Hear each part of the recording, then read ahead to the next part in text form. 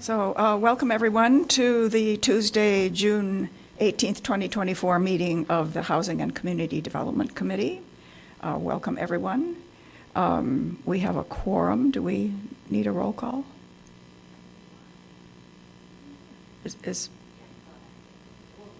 Okay, great. Chair Bell. Here? Councilmember Burns. Here. Councilmember Harris. Here. Councilmember Reed. Hugo Rodriguez. Here. Chloe Thurston. Here. Joanne Zalomi. Here. You have a quorum. Okay, great. Thank you, everybody. So our first item of business is public comment. And William Carter is first on our list.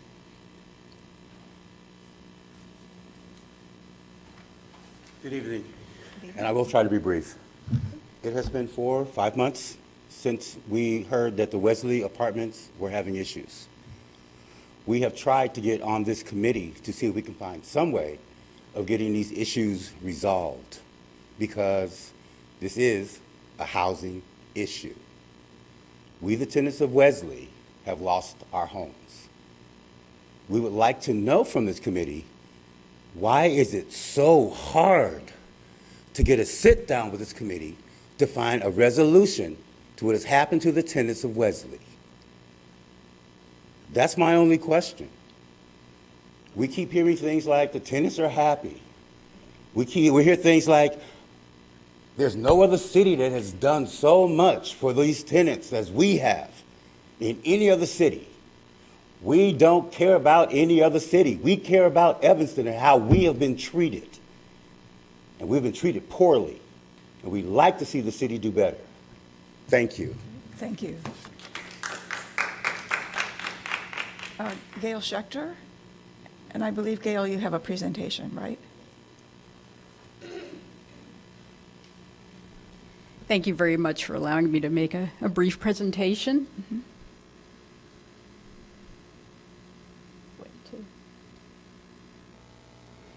So I'm speaking here as an advocate of the Wesley tenants and offering a thank you to some reflections and some recommendations. So as I say here on the outset, the value presupposition of this presentation is the avoidance of human pain in making policy.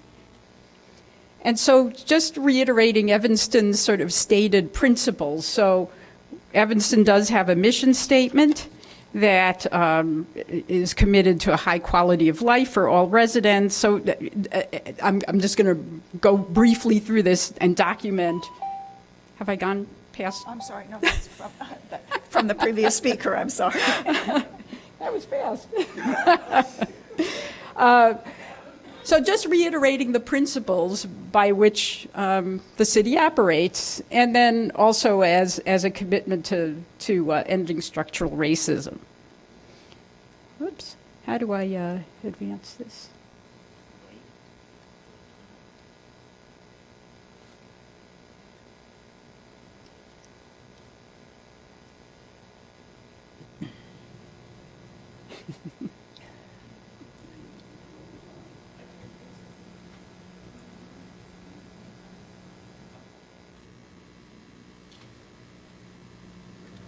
Okay. And then just, this is with regard to housing, that Evanston's consolidated plan makes it very clear that affordable housing is the city's highest priority, and that the high cost of housing warrants the need to utilize funds to acquire and preserve housing units. And that in the 5/5 TIF, that there is allowance made to make repairs and improvements, including to existing residential housing. So in other words, you have a platform for acting. So then the next slide is Evanston also has a West Evanston master plan that was officially adopted on May 14th, 2007. And I find it remarkable that there is actually a specific picture of the Wesley properties. And you can see they're circled here, the red circle. Development is built around these properties. And just to quote, The Mayfair Triangle is the only part of the study area that includes existing residences. The master plan preserves all of the residential parcels to maintain a mix of housing types, including affordable housing, while creating larger parcels for mixed-use buildings and townhouses. Can move ahead. So given this, I'll just keep going. So given this commitment, I have three concerns to raise here. First is about the vacate letter, that it's very unclear that the letter talks about considering repair options, but yet it also says that somehow the city's determined that the buildings are dangerous and unsafe, which is fine to say that, and that you can't assure the tenant safety while the building is occupied.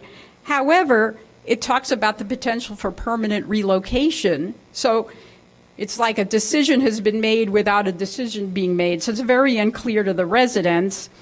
And also, there's a question of who is making the decisions. And I just, you can look at this later. I don't want to exceed my time. But the bottom line question is that the city hasn't stated an affirmative role and intention for the Wesley properties. So the second of the three concerns, you can move on.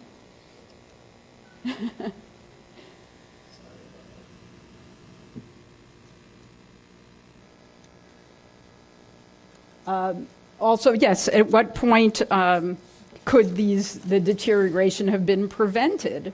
Actually, there's a slide before that. Yes, so this is something that I was surprised to see in the consolidated plan. The con plan actually says multifamily rental dwelling units are inspected every 5 years. Buildings in the CDBG target area are inspected on a 3-year schedule.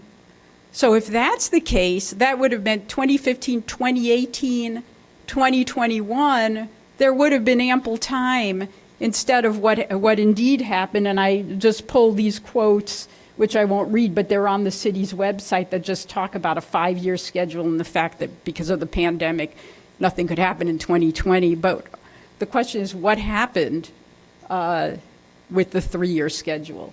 You can move ahead.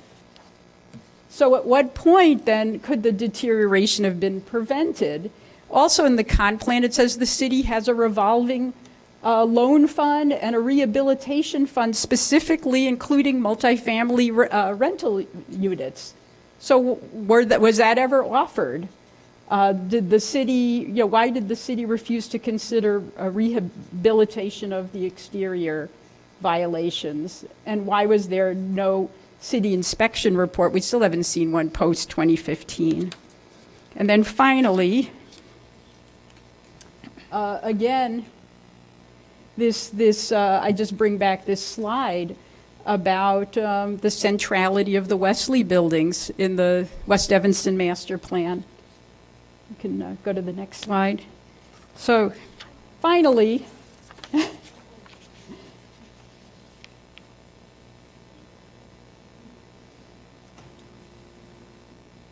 only have 2 slides left.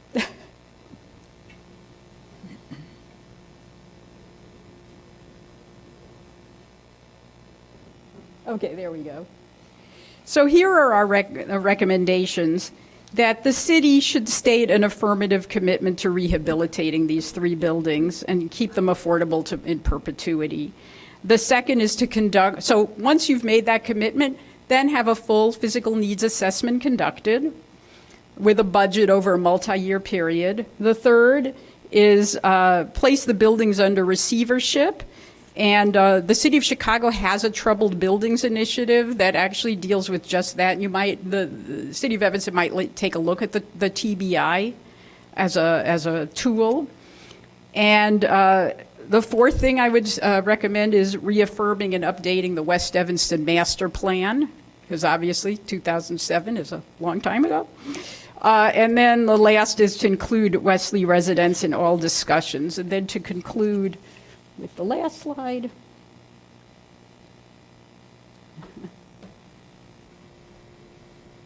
Just to preserve the Wesley community as a policy priority. I actually like this quote from William up here about if one of the tenants who has a hard time going up and downstairs has groceries, we grab the groceries and bring them up. This is a well-knit, protective community. So in other words, we have a real community here, and there are good reasons to keep it whole, and to connect the preservation of these buildings with greater equity goals. Thank you for your time. Okay, thank you, too.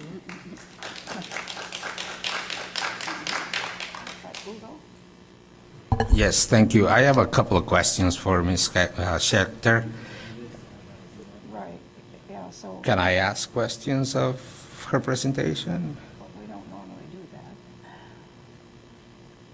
that. When could I ask questions about things that I would like clarified here? Okay, and then Councilmember Burns can speak. Sure, yeah, I think so. Would you mind, Ms. Schechter? Thank you. I have a couple of questions for you, but as the executive director of the highly respected and successful Home, Housing Opportunities and Maintenance for the Elderly, an organization that provides housing for low-income seniors, it's clear you've been particularly disturbed watching this situation on Wesley because you are very aware of procedures and processes, and that the situation on Wesley did not follow a proper process, and as a result, the residents were unduly harmed. Can you please describe what should have occurred well in advance of the city manager issuing a letter for residents to vacate their homes on February 13?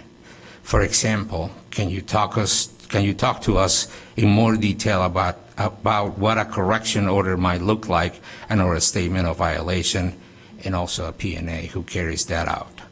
Yeah, there's a lot in that question, but well, one thing that should have happened is there should have been more frequent inspections. So that's one thing.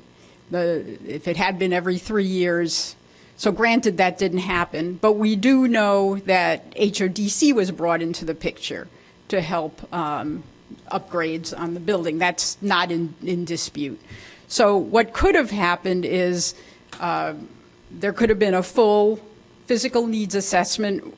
I've only seen little bits and pieces. I can give you a sense of what a full one is because Home, Housing Opportunities and Maintenance for the Elderly has been working on a rehab, an IDA rehab.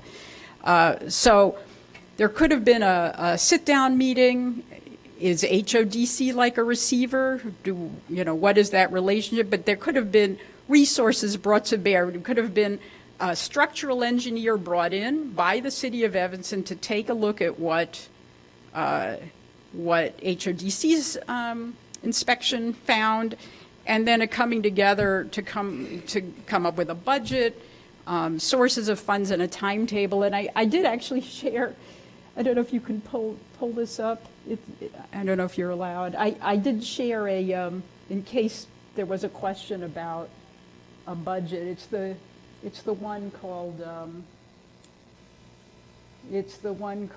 12 years on the bottom. So this is ours for Home. So you can see when when IDA considers a budget, you've got immediate needs. So to the right of the red bar in the middle, you see how it says immediate needs, short-term needs, year 1, year 2, year 3, year 4. If you go to the next page there, you'll see it goes through, actually the one after that, it goes through 12 years. So we got funds, if you go back to the second page, toward the bottom of that. So Home got $473,000 to do this rehab, to do the immediate needs, or the short-term needs and the immediate needs. But then there are funds that go all the way out. So one thing that could have been done with the city is an assessment of what has to happen now and what can happen over the next 12 years, just to make it feasible. And that would be, and then a real delineation of what are, a very transparency of what's needed now. What is the correction order? So would that be a P&A through a PNA. Okay. And through the verification of a structural engineer brought in by the city. I have more questions here, but they're mostly for the city at this point. And I don't know that, I don't want to put it on you to respond for the city, of course. But there is definitely a lot unanswered yet on processes that have not been followed in this case. And I think that this conversation should have been had immediately after the residents of the Wesley buildings came to talk to us. And 2 times I requested for this issue to be added to the agenda, and both times I have been not heard or abide to have that conversation. I also requested a special meeting for this committee to talk about these issues and to have a discussion about it.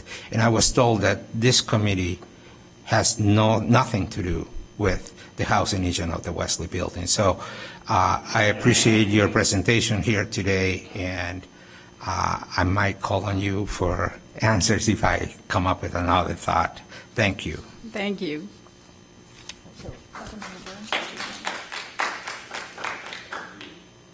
I think the biggest clarification is just the property is owned by Evanston Housing Coalition. And so any contribution the city would make towards a building, the first question for any organization that's trying to be fiscally responsible is who is the receiving organization. If you recall, what we've said over and over again is that Evanston Housing Coalition came to the city saying, we have no more funds, we cannot maintain the property. That doesn't sound like an organization to me that is in a position to receive $1 million, $2 million from the city. And so the first priority for the city was making sure that the residents are safe. Currently, everyone is safe, is either in an apartment, in an extended stay in Skokie, and the 4, I believe, that remain in the extended stay in Skokie, I just talked to a housing provider that's going to be providing units for them. They should be moved into those units in the next few weeks. So what I've said constantly is the first priority was making sure this building didn't harm anybody by the stairs collapsing. And then that provides enough time to figure out, okay, what is the next steps with the building? The first step is figuring out who's going to own it. Gail is right. One strategy could be to go towards receivership. That is something, if Gail is being honest, it has to be granted by a judge. You can't just, the city can't appoint a receiver in the situation without a judge granting it. That's a process. And so that is one option that the city can explore. Even at this point, the city can explore that, right? I've been in the same meetings, planning and development subcommittee meetings where this was discussed. So that's not new information. It is a approach. It's not one that is easily granted by a judge, but it is one route that the city can still go down. The benefit to that is we can figure out first and foremost who is going to be the responsible, right, owner of the building, which to this point that has not been defined yet, or it hasn't been identified. And so again, I can go on and on about this, but the first thing we're trying to figure out is who is going to be the responsible owner of the buildings that the city can partner with. While we're figuring that out, we wanted to make sure that the residents of Wesley never spend a day, as I said in our first meeting, on the street at a friend's house or a family member's house unless they wanted to, and we've achieved that. That was the commitment that we made at the original meeting. And then we can figure out, once we can figure out who the responsible owner is, what are we going to do with the properties? And I've always said the issue is not necessarily money, it's timing. We need time for that to work itself out. We need time for TIF money to accumulate. I've responded to every email that has been sent to me that I'm aware of, Gail. So what you mentioned today is not new information because you sent to me in an email about the TIF. And what I responded to you with, Gail, if you remember that email, is I said, yes, I supported the TIF, although there are many people who did not support the TIF and didn't think it was a good idea. I supported it. And one of the things that was unique about the TIF is we made sure that it could go towards home rehab. That was intentionally done. We understood that when we passed it, because it's different from any other TIF that's been passed in Evanston. That was an intentional decision by this body, right? We understood that. That's not something that we discovered through you. We approved it with the understanding that that's how we wanted it to be used to help people stay in their homes. But the TIF needs money owes the West Evanston TIF money. It also needs time for TIF to accumulate. I think right now there's about $300,000 in the TIF. I explained all of this in the email to you. So again, happy to continue to respond line by line, as you know I do, to every email I've received, and to provide whatever information I can. But I just want to reiterate, the city does not own this building. And every time I hear people talk about it, it's as if they are saying the city owns it. The city doesn't own this. It is owned by Evanston Housing. I'm not saying this group. I'm just saying what is out there. It's owned by Evanston Housing Coalition, right? They're the ones that are ultimately responsible for making the improvements. And if you live in this city, you should want the city to contribute funds to a responsible organization that shows that they can carry out their responsibility as a landlord. Evanston Housing Coalition has not done that to date.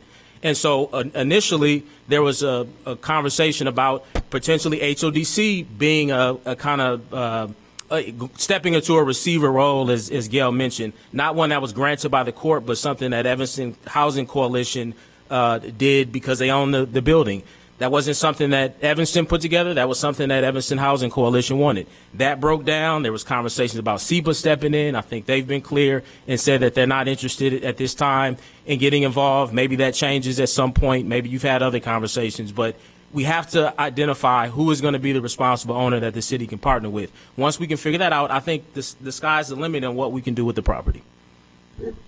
Thank you. So, Ugo, we don't want to prolong all this. Briefly, go ahead. Thank you. Appreciate that, Chair Revelle. The issue that I see still lingering is that we still have unhappy residents of the Wesley buildings with the complete feel that they are not settled. And we have to understand also that the stress caused by this, the stress is causing me is immense. I'm telling you, I'm not eating, I have headaches all the time, and that's not normally me. I can't even begin to imagine what these folks are feeling today. The stress caused by this issue, by this order to vacate from their home by the city of Evanston is immense. So there is a lot to be discussed about how the city is handling this. That's on one hand. On the other hand, and I'm really sorry, Chair Revelle, but we needed time to talk about this, and we were never given the time to do it. So if I'm extending my welcome on this, my apologies, but I need to say it. I know that there are monies available from the city of Evanston. $810,000 were approved for use by the city to repair buildings and so forth. And I know that a portion of this $810,000 was to be designed for the Wesley residents. I don't know if it's being used or not. We have no reports. We have nothing being said about that. I know that there is money from the Northwestern University given for housing also. So there are monies available for the city, but has the city made a request? Anybody from the city staff or whoever is responsible to make it. I don't know if our committee is responsible to make that recommendation for funds from the city to be used to repair what is needed at those buildings. There have been structural engineer reports made to that, one by the city and one by the current owner, EHC. I have always a hard time saying that. And also there have been estimates of the cost of doing the repairs that are immediately necessary. I know that ultimately we would like to bring all these apartments to 2025 standards of living, but that's not the issue at hand here, is to repair the buildings and make them safe. So there is much to be discussed still about this. There is a lot of conversations to be had in order to come to a solution, a permanent solution. The idea will be for these apartments to be made available for these residents, the residents that were there. If they want to come or not, their choice. But I think that the city has the responsibility to maintain this affordable housing in the city. As it is, it's way more costly to build new. So I think that if we preserve what we have a win-win. So there is much to be talked. we're not allowed. So my time is off, I guess. I mean, so Chair, we are allowed, and I certainly would support this as a agenda item for a future discussion. So I know Ugo is saying that he's made attempts to do that. I certainly would welcome any discussion, because every opportunity to clarify, which I will again, the participatory budgeting money was not to make repairs, it was a rental subsidy program. So that's the $810,000 that you're referencing. It came out of a participatory budgeting process, and it was approved in an open and public meeting by the city council. So it has been discussed. Specific information about how that money was to be distributed was in an open meeting, in a packet made available to everyone. And so that can be provided to you after this meeting. And Connections is administering the program. All this was done in an open meeting. So it's not a repair. It was $810,000 for a rental subsidy. Everybody that I'm aware of, which I think is everybody, that is in an apartment now is under a city subsidy that came from that $810,000. So I think we've, roughly speaking, let's say we've found apartments for 80% of the people. Every single person is receiving a city subsidy that is coming out of that $810,000. That is being paid for by the city, correct. Okay, thank you. Every single person. So the only person that's not receiving that subsidy are the 4 that still remain in an extended stay waiting for apartments. I've talked to the landlord actually today. We're still trying to work out some things with him, and that has been figured out. And so the 4 tenants who remain in the extended stay in Skokie will be moved into their new apartments in a matter of weeks, and likely will also take advantage of the city subsidy that's paid out of that $810,000. The other money that you're talking about through Northwestern, we've also discussed that publicly, something that I was able to negotiate, and the council supported me on this, which is $30 million over the next 15 years. That was something I negotiated into the Northwestern Stadium project to advance our affordable housing goals. So I'm well aware of it. Again, I've said this and I'll say it again. The issue is not money, it is timing. Timing to allow, even now, we have a new thing that has to do with timing. There's a lawsuit pending, right? That's important. That may make a big impact on, where this situation goes. So again, need time for some of these things to develop and unfold, need time for money to accumulate, both in TIF, but also money we're going to get from Northwestern. But the intention was, again, first and foremost, to make sure that, of course, there's been any inconvenience if somebody has to leave their home, an even bigger inconvenience if somebody is injured by that home. And so that's why the city's first priority was to make sure that people were in safe housing and not at risk of being harmed by the housing that they lived in.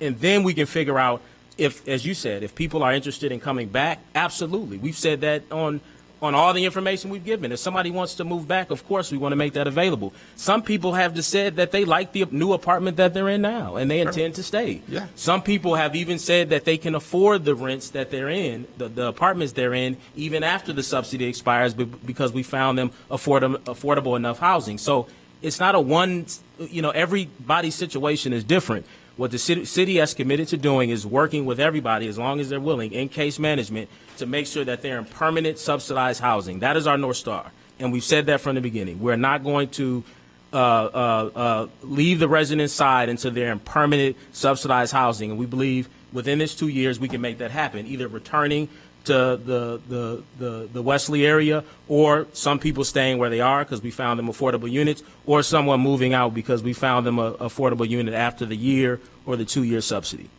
So again, we can have this as an agenda item. I welcome the opportunity to continue to correct the record when needed, and to continue to provide the residents with information that I think will be useful for them. And I appreciate the support to the adding this as an item to the agenda. I think that as a public comment, it's very hard to talk about this. But as an item in the agenda, we can discuss it, and then we can talk instead of just making a comment out on it. So I insist that we should add it to the agenda. Thank you. Okay. So tonight, though, we have several other people who signed up for public comment. So Anya Vida. Hello, thanks for the opportunity to speak. I'm just a Evanston resident, and when I heard I'm also speaking on behalf of the Wesley tenants, just supporting them, and supporting the plan that the previous commenter put forth, and just thanks for putting this on the agenda, and I'll look forward to that conversation. Thank you so much. Thank you. Darlene Cannon?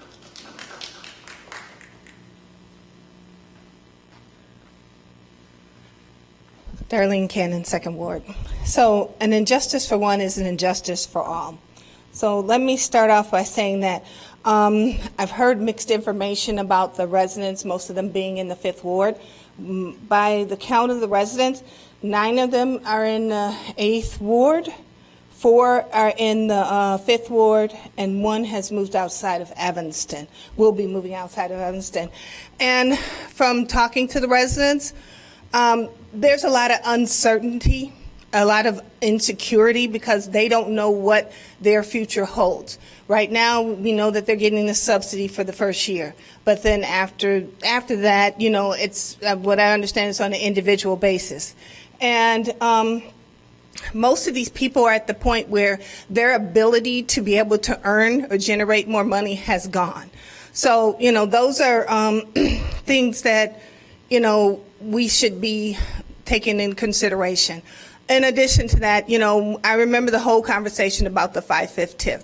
And I remember that Councilman Burns, Councilman Reed were saying that this TIF was going to be unique because it was going to help black home owners. Now, I just heard that there's $300,000, but I also know that there was $700,000 that was allocated to a business. So I want to make sure that I put that out. So I'm glad to hear that the Wesley buildings are going to be discussed on a future agenda. And, you know, my concern from an equity standpoint is that was the city equitable in the way that the Wesley residents were treated? The council, I think that, you know, the way that they have been treated, it's almost like we're normalizing to the community that, you know, oppression and displacement of black people, and it's okay because we're concerned about your safety. I mean, their safety issue just didn't pop up. It's been going on for years. I mean, everyone can see the deterioration. And despite what, you know, has been normalized, they are human beings, and they're not disposable. The city, you know, needs to prioritize the needs of residents instead of prioritizing the needs and desires of developers like HODC. We all know that a developer has bought all the land surrounding Wesley, and that he is waiting with bated breath to get the land. We also know that the entire area has been gentrified, and this is the last holdout. So, you know, the bottom line is that, you know, we need to fix the buildings, restore the residents in the units, make them affordable into perpetuity, and put the land in the put the properties in the land trust, and make sure that it's affordable, not just for the residents who were misplaced, but there were 24 units, and we can't afford to lose 24 units. And like I said, perpetuity, it stays affordable indefinitely because we're not eradicating the wealth gap here. And so there's going to be more people coming behind these seniors who are going to need housing, and what we're getting from developers is just not going to cut it. So thank you. Yeah, thank you. Betty Esther?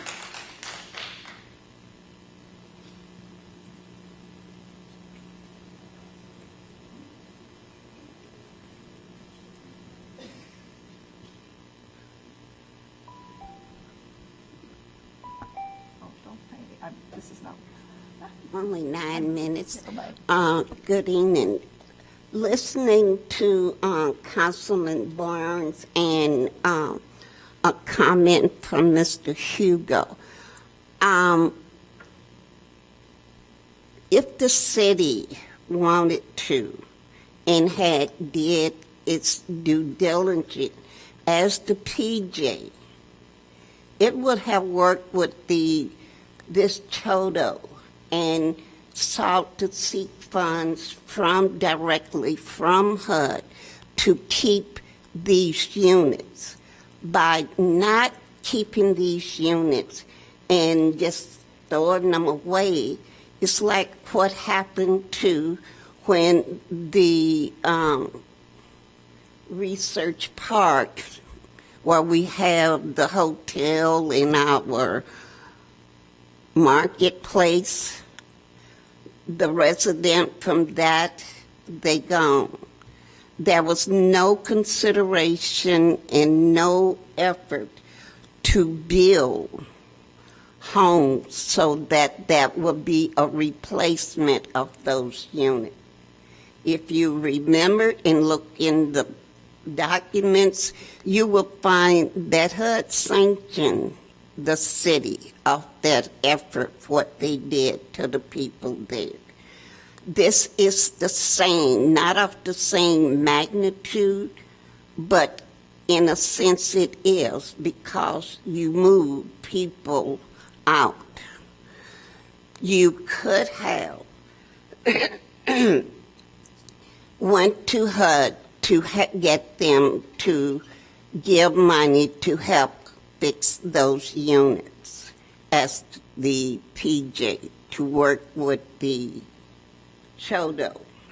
The Chodo, if the city would do its due diligently, they can ask the Chodo or have the Chodo to give it to another nonprofit. I know they do that. They try to do that with the land trust that they have here, and they wasn't having a conversation with the land trust board. They went straight to the Highland Park then, which they couldn't stand if you were listening to the conversation from the diocese. We don't want to be compared to Highland Park. We don't want to hear what Highland Park is doing. But then you went to have conversation with that board and did not talk to the residents that was living here, that was doing and running a land trust very successfully. We didn't get any cooperation from you, but that's another matter. We was able to maintain the land trust so that when we folded into, not because the city wanted us to do that, because the board decided that was the best thing to do. They came in as a land trust. They did not have to stand before the council and say, well, you grant us Chodo status here in Evanston. They came here with it automatically.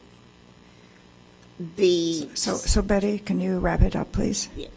The city also, in handling the way they handled this, should have been done with in conjunction with the Evanston Housing Coalition, so that the Housing Coalition itself could have sought funds from HUD to do a better way of relocating the tenants from the building if they had to be relocated. That wasn't done. So, yeah, thank you, Betty. We really need to move on. Okay, a couple more things. Super quick. You talk about the West Side TIF in this one, the 5 TIF, that is supposed to be helping families take care of their homes. I haven't seen that report, though, and I have neighbors on my block that need help with their houses. We haven't seen that. We have the West Side TIF, the regular TIF, that was made back in 2008. What they wanted to do to those buildings was to tear them down. That's what they wanted to do. But they had to change their conversation because the community says no. There is a need. They do not need to leave. How can a building built in 1966 have outlived its lifestyle when you have buildings that are over 100 years old that are standing here strong? I don't understand that. So, Betty, can we really move on to the next speaker, please? And I do have one question, and I can understand this committee. Y'all make decision with the CDBG funds. You also have responsible to the home funds. Have you read the regulation and went through the training and stuff to understand what these funds are supposed to be used for and how they are supposed to be used? If it has been like it has been in the past, that hasn't happened with this group. Because the question that Mr. Hugo is asking, if you had did the training, which you should ask for it, he would not be asking those questions. Okay, thank you. Unfortunately, I really can't read the name of this next person. Do you know which one of you signed up after Betty? It's somebody from this, from CNP.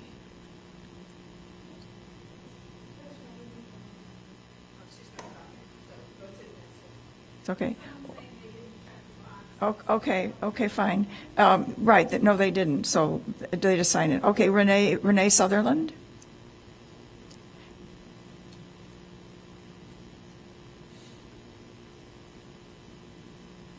Hi, I was going to make a really short comment until I heard all the things that Councilmember Burns was saying that need to be corrected or addressed. So I guess now I'm going to make a long comment. One of the things I was going to say is that there's no way for people to know that this meeting is taking place unless you just watch the calendar all the time or happen to know someone, because the city manager's office doesn't allow people to sign up for alerts for this meeting. For Equity and Empowerment Commission, there's only a few committees and commissions that you can sign up for, and all the other ones you can't. I opened a 311 ticket, and the response from the city manager's office was the best way to know is just to watch that calendar.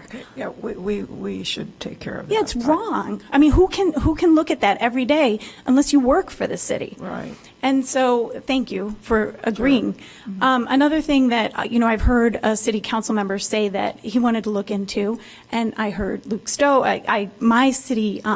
my alderman, Jonathan Newsma, agreed with me when I asked him how many other buildings aren't being inspected the way that the Wesley buildings weren't being inspected. And he said he was interested in that too. He was looking into that too. Now he won't tell me the answer. And I asked Luke Stowe, and everybody was on vacation, for the holiday, and so he didn't get an answer. So either Luke Stowe or Sarah Flax, somebody has to know the answer and isn't giving it to people. So I think the answer, I actually start digging around, and I think the answer is none of the buildings are being routinely inspected, because from this very meeting 6 months ago in December, you had Sarah Flax tell you that, buildings are supposed to be inspected every 5 years, but right now all we're doing is addressing complaints. So she told you 6 months ago that they weren't. So I suspect the answer is 100% have not been inspected on a regular 5-year inspection schedule.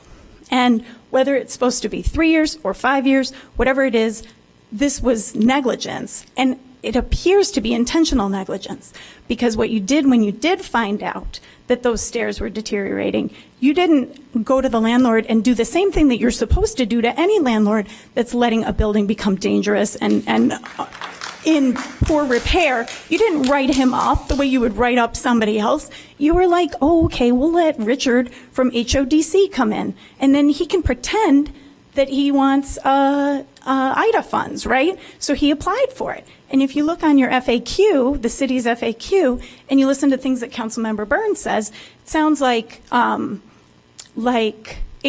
was looking for money to fix those buildings up, right? Except Richard from HODC withdrew that application from IDA. So he applied and then he withdrew it. But it doesn't say that in the FAQ. It says unfortunately, IDA doesn't prioritize rehab of buildings. IDA won't say that, because I've talked to multiple people at IDA. None of them say, unfortunately, we don't prioritize rehab. And Gail just told you a story about a building that's being rehabbed. So it's that you guys brought in a guy, because just a few days before that February notice went out to these residents telling them, sorry, you guys are just going to have to get out of here. Just a few days before that, the 5/5 TIF met, and you guys got presented an idea from the community development team about the Weiner Cleary properties. So talking about, there's this development. Now, we all know there were like townhouses that they wanted to build all around those Wesley buildings. I don't know what they exactly presented to the 5/5 TIF. Maybe Councilmember Burns wants to tell us what the great big idea is. Really? Oh my. But so you're prioritizing, no, we'll just wait then. So you're saying your priority is everybody's safety. But in 2022, when you found out that there was a problem, you didn't write up EHC. Somebody said, let's cancel that routine inspection for 2022. There was a routine inspection going to happen. Let's cancel that. And instead, we'll let Richard come in and maybe it'll all get fixed. And here we are. That didn't happen? So, put this on the agenda just so we can discuss right, yeah. Yeah. No, so this idea that their safety was prioritized, if their safety was prioritized in 2022, we wouldn't be here right now. And the money that the city is putting into subsidizing their apartments, that's a short-term waste of money, when instead you could have fixed those stairs, and then all those apartment units, people could be living in them. People could live on the first floor who don't go on stairs. There's first floor apartments. People who can use the stairs use the other ones. Buildings like that, Sarah Flack says, oh, these buildings, these California style buildings, they all got to go. We got to tear them all down. I don't know if any of you have family that you drive to in places other than Evanston, but I do. I see those same kind of buildings in Chicago, and they're maintained and people live in them. I see those same kind of buildings in Skokie, in Des Plaines, in Niles. Those kind of buildings, there's one just a few blocks down. There's just a few blocks away. There's a building, exact same, either 2 or 3, I don't know, together, 2, and they're maintained. So you don't have to tear all those down. You can fix them. And so if your priority is people's safety, you already screwed up and you didn't take care of their safety in 2022, but their safety of putting them in a temporary situation that isn't sustainable, because they're going to live more than 1 or 2 years, right? And the city's Which is why we said we're going to stay with them. A moment ago, what I say, we're going to stay with them until they find we find them permanent subsidized housing. I said that about 5 minutes ago. So what does stay with them mean? You're going to keep paying? We're going to do what needs to be done. It's does not that a mean? year. It's 2 years. The commitment was 2 years. And the only reason why we said starting at 1 is and the only way you wouldn't get 2 years is if you were if you didn't income qualify. If you were in a situation. So what if they live more than 2 years? Then what are you doing? If you can wait, if they earn too much, okay, then they would no longer qualify for the subsidy. Great. If they stay with their current income, which likely everybody will, then they get 2 years. But now we have 2 years. Like, we're working right now. We've never stopped. They're working. As long as they're willing, they're in 2 sets of case management, one with Connections, one with the city's health department. So we're not going to wait until a year passes to start looking for their next permanent subsidized housing. We're going to do that as long as they're willing. We're going to do that. So you're getting them Section 8 vouchers? We're going to do that like now. You're expediting We're vouchers? exploring every option, whether it's vouchers, whether it's getting them on wait lists, whether it's working with landlords who have naturally occurring affordable housing. We're going to exhaust any and all efforts to find permanent subsidized housing while you're doing before that, the 2-year period expires. And while That's you're doing that, the city has already given a notice to EHC that you should have done years ago, that you have given notice that you have the ability, using Illinois state statute, to go to court and require that those buildings. Now, there's a legal case right now, so that's a little up in the air, but it can be required that be fixed, and then not just require that it get torn down. If they don't have money. You have money. You have the 5/5 TIF. Which is why I said it's important to find a responsible landlord that the city can work with. which EHC has shown. You've eloquently described, even in your presentation just now, that EHC is not that responsible landlord that we should work with. You let it go for years. No, we didn't. And that's another thing that you said that's not true. Point of order. Point of order. If I can finish this, because you're allowing everybody to go over time, which is fine, but I need an opportunity. I'm just trying to stop the back and forth here. We didn't, and so I'm here. I just want to also respond for the record that it was inspected. You keep saying it wasn't inspected. It was not inspected, regular, routine inspection. On a 5-year, it absolutely on a 5-year was cycle, not. And there's a reason why it wasn't in 2020. And prove it, because you have your FOIAs only go back to 2015 and nothing since. So show it. Then your FOIA officer's lying. Great. We need to move on. We'll look forward to it. Okay. Tricia Connolly.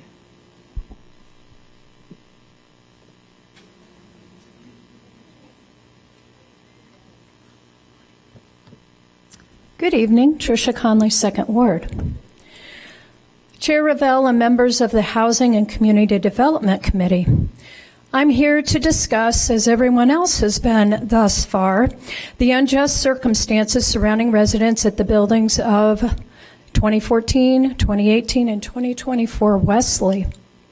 On February 20th of this year, residents showed up at this committee to make their plea during public comment for your help after receiving an order to vacate from the City of Evanston the prior week on February 13th.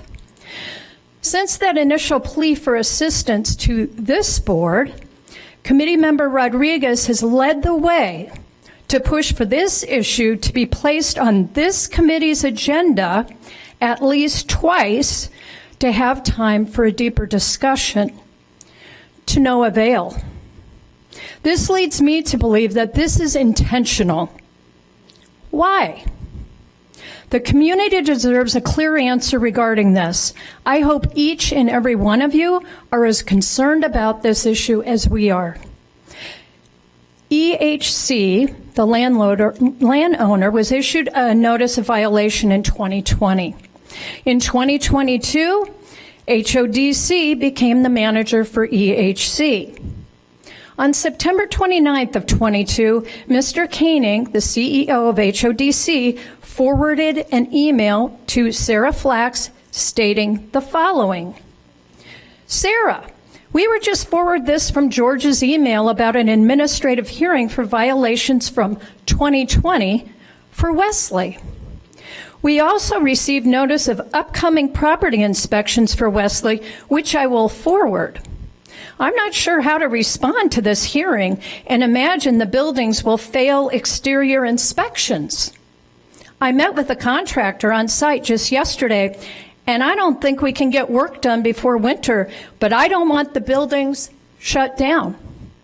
Any ideas how to address this mess? This is where this FOIA communique ends. The link in the FOIA which addresses the violations is inaccessible. There is no further response in writing from Ms. Flax available through FOIA. No information about citations or fines, no city reports on the condition of the buildings at the time of the city vacate order. And otherwise, very brief reports from the owners were made available. You will find that this has been substantiated, that there is more documentation that will reveal what was happening with these properties in 2022. You should get your hands on everything. It is shameful that with issues being known in 2022, nothing was done until these residents received a letter from the city on February 13th of 2024 to vacate. Not only is this unacceptable from these two organizations, but it shows that our city was derelict in their duty to protect this vulnerable community.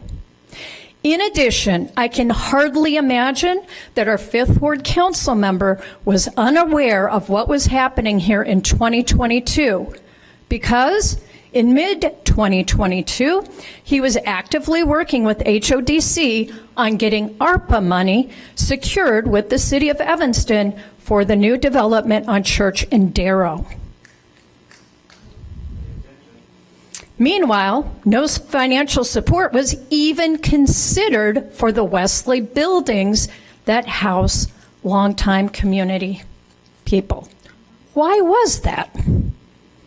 I am requesting that this body... Tricia, can you kind of... I'm wrapping it up. I'm requesting that this body arrange a public hearing on this matter to ensure this type of reckless disregard for residents that should have had protection from the city of Evanston never happens again. There are questions that need answers. This body should be getting their hands on all documentation. See for yourselves where the ball was dropped, and let's create some strong policies that protect vulnerable residents from being forced to leave their homes, some after 20 and 30 years. Follow your colleague, Mr. Rodriguez. Act boldly on behalf of the people. This is the point of serving, to bring a bigger voice from the community for impactful change. I hope that is why you all decided to apply on this committee, to do the right thing, ask questions, push for answers, and do right by the Evanston community. Thank you. Thank you.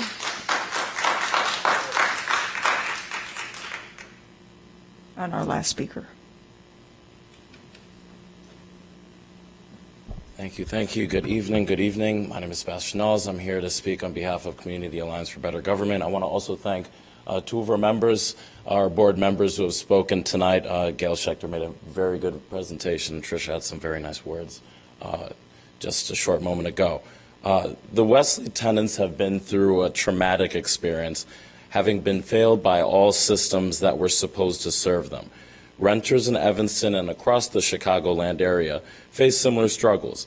It is only a matter of degree. Our community must lead efforts to ensure public policies and procedures designed to protect renters as housing consumers function as they should. CABG is asking for the following. A public hearing conducted by this committee would constitute an inquiry into what happened between 2015, the last pre-COVID inspection, and 2024 when the city decided to vacate the buildings.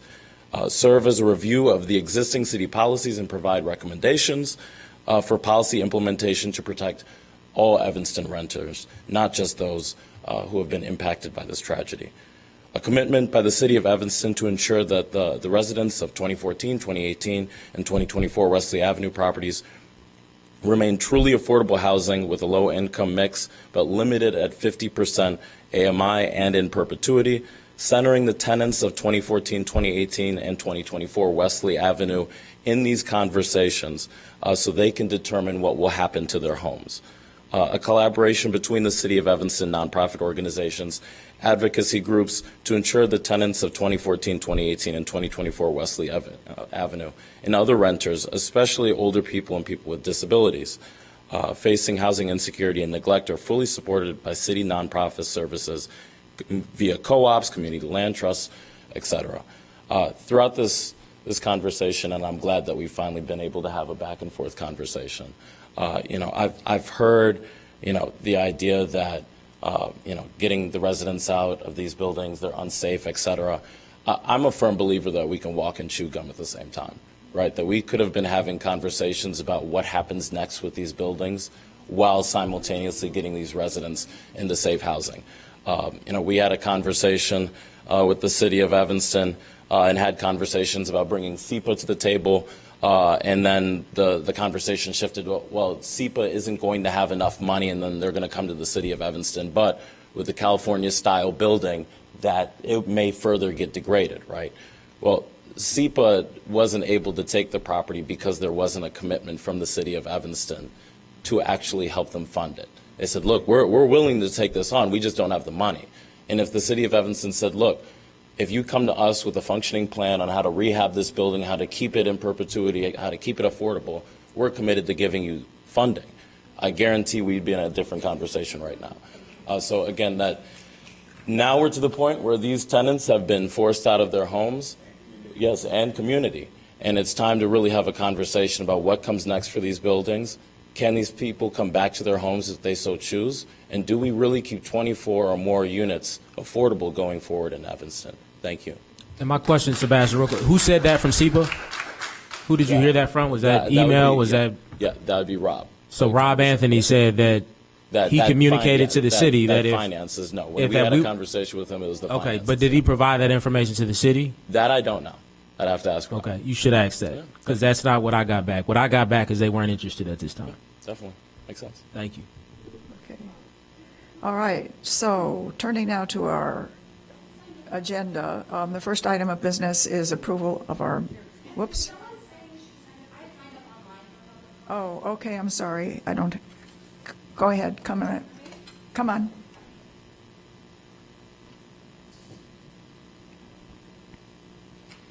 Okay. Good evening. My name is Jessica Trujillo, and I am an 8th Ward resident. I followed the Housing Community Development meetings for over 1 year now with the Evanston RLTO on the agenda. The proposed changes to the RLTO are long overdue. They significantly affect myself and my family. I've been desperately hopeful to see decisions and changes put into place by this point in time, even if incomplete or short on the initial proposals. The halt in progress is distressing as it affects my housing stability significantly again in the upcoming months. My current lease ends July 31st, 2024. I've paid my June rent and I've paid my last month's rent for July 2024 at signing in August of 2023 to secure my current but soon to expire lease. I'm an Evanston renter, a single parent with 4 children, and I have lived and worked in Evanston for over 11 years now. My year-long lease comes closer to expiring each day, and I have been sick and concerned with the fragile status of my housing at this moment. I still have boxes unpacked from moving of last year. I'm certain as to whether I would be offered a lease renewal by my current landlord, even though I want to renew. I've reached out over the past few months to ask confirmation to renew my lease for another year. I have had no answer from my property management. I've not received any notices from my property management about overdue rent, complaints from neighbors, nor any issues I must address, and not any issues which may tangibly violate my lease as well. I cannot understand why I have not had a response to my question and desire to renew my lease. I do not want to move. As far as I understand, I have not violated the terms of my current lease. Although it is an agreement for only a year when we view the situation through the contractual business lens, I'm a single parent with 4 children in Evanston schools. I work here, and my neighbors and closest friends are here. I've expressed my desire to stay. I could provide proof of my employment status, my children's enrollments. I could state to anyone my identity and desire to be and stay an Evanstonian. Yet I'm losing sleep and losing days, feeling the weight of the unknown on my shoulders again. After 7 years at the same residence, my last property management did not extend a lease renewal to me, despite my request and various offers to higher monthly payments or payments up front. I was told they legally did not have to provide me with any reason as to why they would not renew my lease, and they had actually been generous by providing me 60 days notice instead of the legally required 30 days. Moving was traumatic, exhausting, and heart-wrenching. I listened to my children cry many days about their sadness in losing their home. We have since found peace with where we are at, but the fear of having to unwillingly move again has been haunting me ever since, and I am barely more than 30 days away from the expiration of my standing lease. I see just cause is not on tonight's monthly meeting agenda to confirm changes which would protect tenants' needs for disclosure and housing. I know there is at least another month in waiting, at least, and a month closer to my lease expiration before we will know what changes will go forth into the revised RLTO, and most particularly at this point in time, any further conversations and decision-making on the Just Cause Ordinance. I want to know if my children and I will have our home come the end of July, or whether I should take the hours of lost sleep to be looking at potential properties coming onto the market. I'm terrified and uncertain about how much money I must keep available to pay move-in fees, deposits, credit checks, first month's rent, last month's rent, moving costs, etc. when my bank account is already drained from my current rent each month. The summer camps that provide childcare for my children while I work over the summer months are paid, but I have no savings left to cover additional housing expenses after paying for my childcare needs for the summer. I'm constantly considering if I will need to miss potential work days to manage all the tasks of searching for a new home and the tasks around the entirety of the process. I'm desperately hoping to not have to carry the difficult emotions and burdens of this process, all the while navigating work and keeping up with the tasks at home. The prospect of all this is overwhelming. And I'm not the only one experiencing this in Evanston. I'm not the only demographic struggling with the current housing practices at this moment in Evanston, irrespective of their best efforts. We must complete just cause. We must take seriously the issues proposed to protect tenants in Evanston right now. We are not lowlives and criminals. We are people with families, friends, work, and commitments. Please let's complete these changes to the RLTO and make standing decisions in favor of housing security. Why is it on the agenda? Why is the agenda looking to 2045? Why does the city want to put this as the focus for tonight's meeting when we have people right here and right now in need of support and change? These tools are in your hands tonight. Please, I'm not alone in asking you to use them. Children and families need housing to continue now. This is for the real and tangible current good of Evanston. Furthermore, without more direction at this moment, I want to call to attention the proposed language change for the Evanston RLTO, a change from landlord to housing provider. I want to call to all of our attention how important and concrete the change of language plays in actually naming and identifying the structural roles in meeting people's need for housing. How do we make this conversation meaningful now? How is the city going to be prepared managing affordable housing for Evanston residents by 2045? How does the city keep track of Evanston housing providers to ensure equitable and affordable housing for Evanston residents? Why does the threat of divestment of Evanston landlords have threatened to actually mean to this committee and the city of Evanston? Why has it been so difficult for the city to house the tenants from the Wesley building? What obstacles have been seen in the renting process which shine light on the great challenges of renting safe and affordable housing to Evanston city officials? How can this be extended to access, rights, and protections for all Evanston residents, and even more so potential Evanston residents? I have a lot to say about the inspection process as well from my experience going back to when I had lost my housing last year, is that I was in need of funding for falling behind on rent. I qualified for a city program that was going to provide back rent. I'd applied through HUD and some other things which needed more proof than I could give because I needed wet signatures and some other things. I was working through Connections for the Homeless after being on a wait list for almost 6 months. My part of getting the funding, which I qualified for, was scheduling city inspection with the property management. I did my part on what I needed to do to make sure that my apartment met city code. I spoke with the city housing inspector. He's a great person, told me what I needed to do. He had difficulty getting in contact with my property management to the point where my tenant rights were violated by my property management. I was trying to take a shower and had someone enter my apartment unannounced, started taking things off my walls because they had missed their appointment for the city inspector. The city inspector had already warned them multiple times that if they did not cooperate, they were going to incur fees because that's what they needed to do to be able to get paid. In the end, I was late on my rent. Yes, there were lots of circumstances as to why. I fully disclosed them to my property management. I worked with the city with all of the with all of the things I needed to do on my part. In the end, I still needed to move. The property management had their funds. The city has systems in check. This situation with Wesley surprises me. Well, I'd say it does and it doesn't. But what surprises me is the city has income, right? You can enforce this on all these property management companies, individual landlords, housing providers. You can hire staff to do this. It's an income for the city. If people are in violation, someone else is going to buy property here. Someone else wants to buy property in Evanston.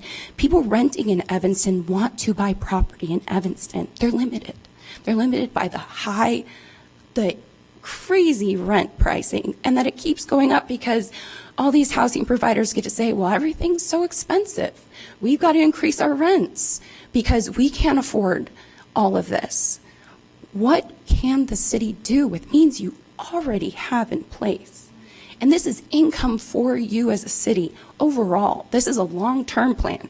You want to talk about 2045, the city can take control of all of this and protect who's here now. 2045, my youngest child's going to be in his 30s. He's in school right now. I'm here right now. I want to live here right now. How am I protected? What's going to keep them here? People invest here. Bessie Roads just closed. If anyone's been following those board meetings, there are so many families that are upset. They have invested in this community, and they just lost so much. They're investing in property. They're investing their lives here. This is everyone here. We need to move on. Thank you. Thank you. Councilmember Harold Tyus. Just for everyone in the audience, next Tuesday we will be discussing just cause as the main discussion point. So that's on the calendar. Right. Yeah. Okay. Now moving on. So the first item of business is approval of the minutes of our April 16th meeting. Could I have a motion? So moved. And a second? Second. Okay. Any questions, comments, corrections? All in favor, please say aye. Aye. Opposed, no? Okay, so we have our minutes approved. And now, Uri, can we turn it over to you?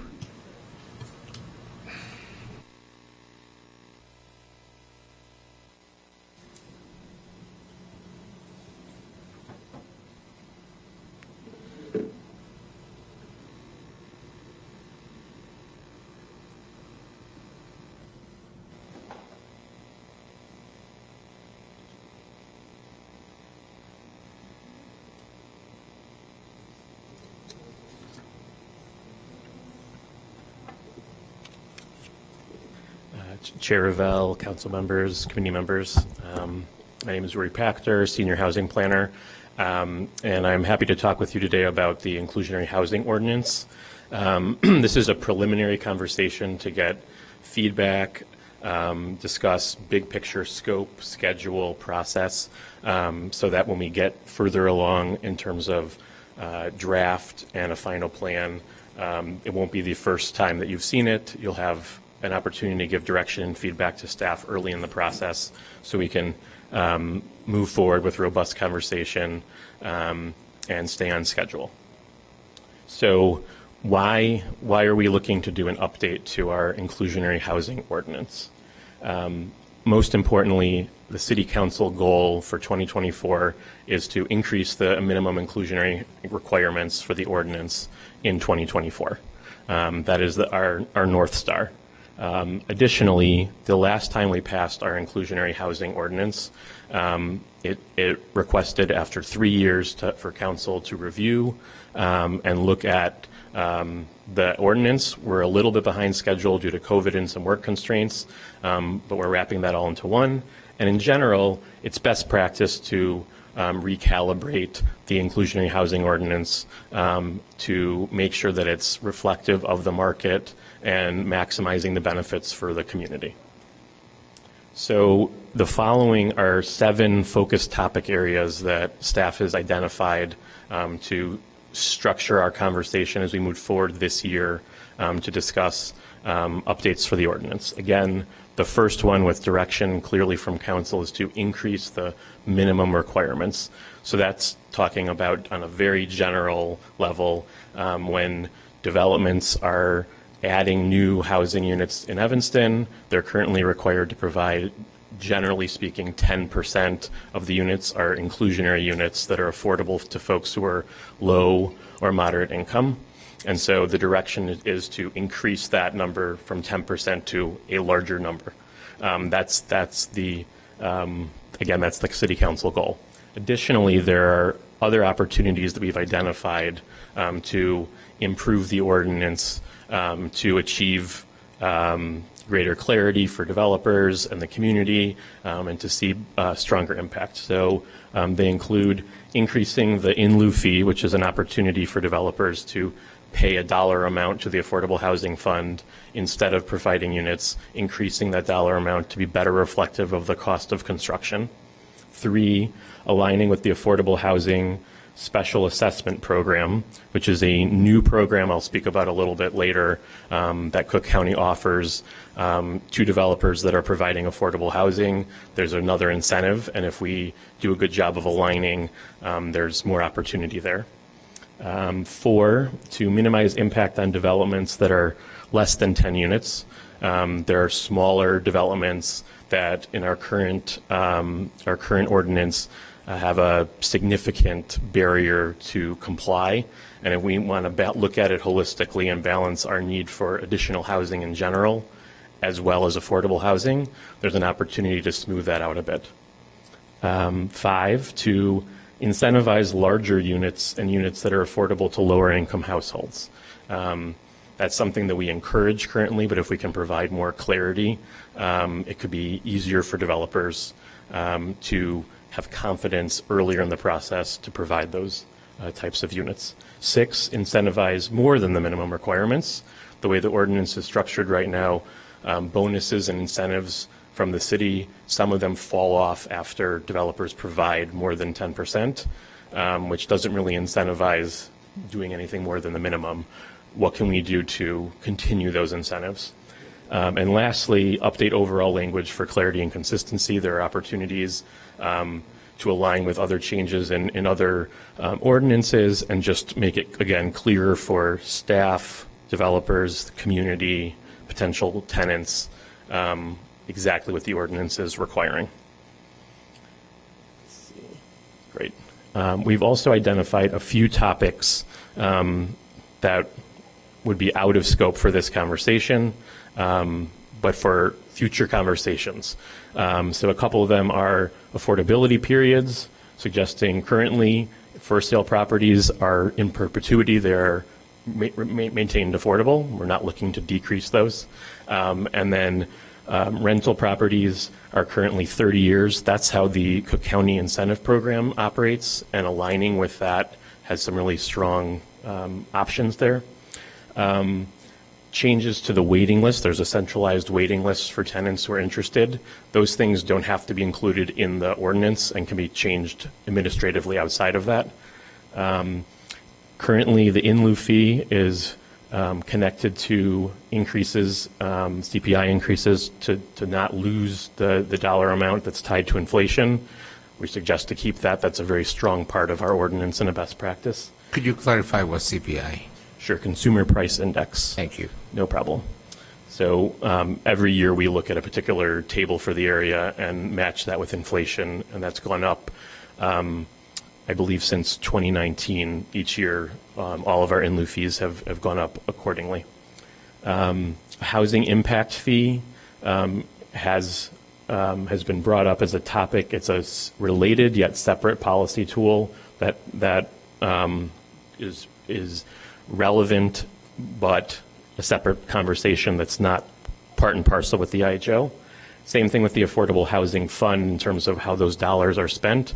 Dollars from in lieu fees go into the Affordable Housing Fund, and that's a separate conversation that's separate from the ordinance. And then lastly, I want to touch on this a little bit longer. Zoning bonuses. Currently, the way the ordinance is structured, both the inclusionary housing ordinance and the zoning code both talk about zoning bonuses, additional height, floor area ratio, reduced parking requirements that are granted to new developments that are complying with the program. They're listed in both, and rather than referencing another one, and there's opportunities for confusion, as well as in terms of purview. Development in the zoning code is under land uses purview, and there's some confusion. So what we're proposing is the following. The zoning code components, there are other developer incentives that would remain here, like waivers and deferrals and expedited processing, which we'll talk about further, stays within this committee, within the ordinance, et cetera.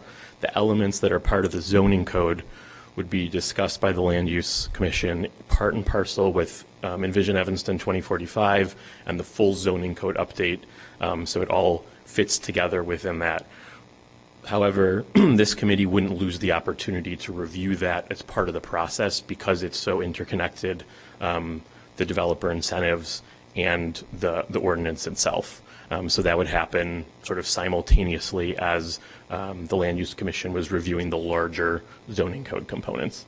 And then the last thing I wanted to mention on that front was the inclusionary housing ordinance wouldn't be effective until after the new zoning code is updated to make sure that everything aligns and we're not having multiple versions and that everything fits. If for some reason there were something that was missed or wasn't clicking, we'd have a little opportunity to come back and fix that in case that happens. So approximately we'd be looking at the Q2 of 2025 for the implementation date for this new updated inclusionary housing ordinance. So speaking of schedule, this is the schedule that we're looking at. So today we're just doing a high-level introduction and looking for feedback from the committee. We are receiving ongoing feedback from the community via Envision Evanston and other projects. We're making sure that we're pulling in housing input from not just this specific project, but anything else that relates to housing.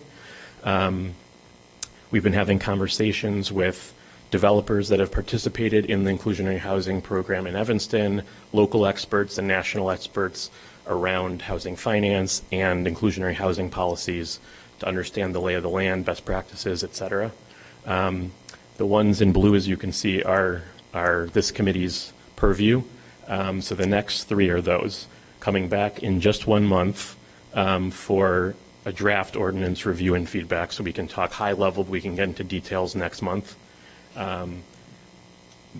In September, then looking at the final ordinance and hopefully having a recommendation to City Council.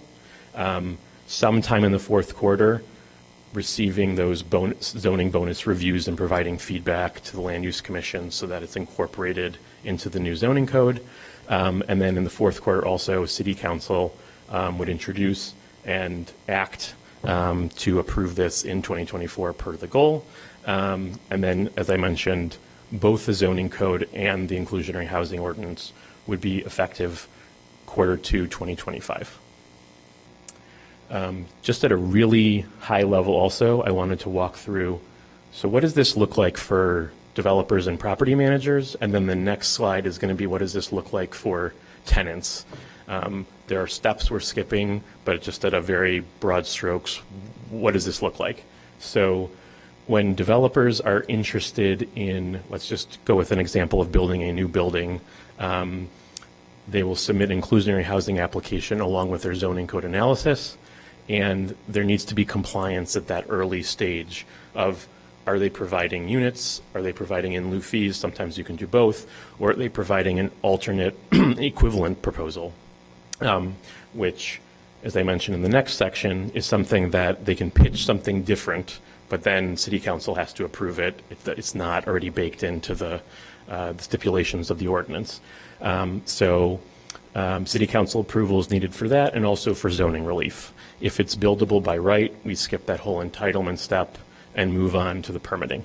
When we get to the permitting phase, a couple benefits, incentives that we'll discuss and continue discussing within this committee are the building permit fees are waived for all the inclusionary units, and then all of the market rate units are deferred until right before tenants move in, which can be pretty helpful for developers, like maybe a 2-year period where they can defer those costs.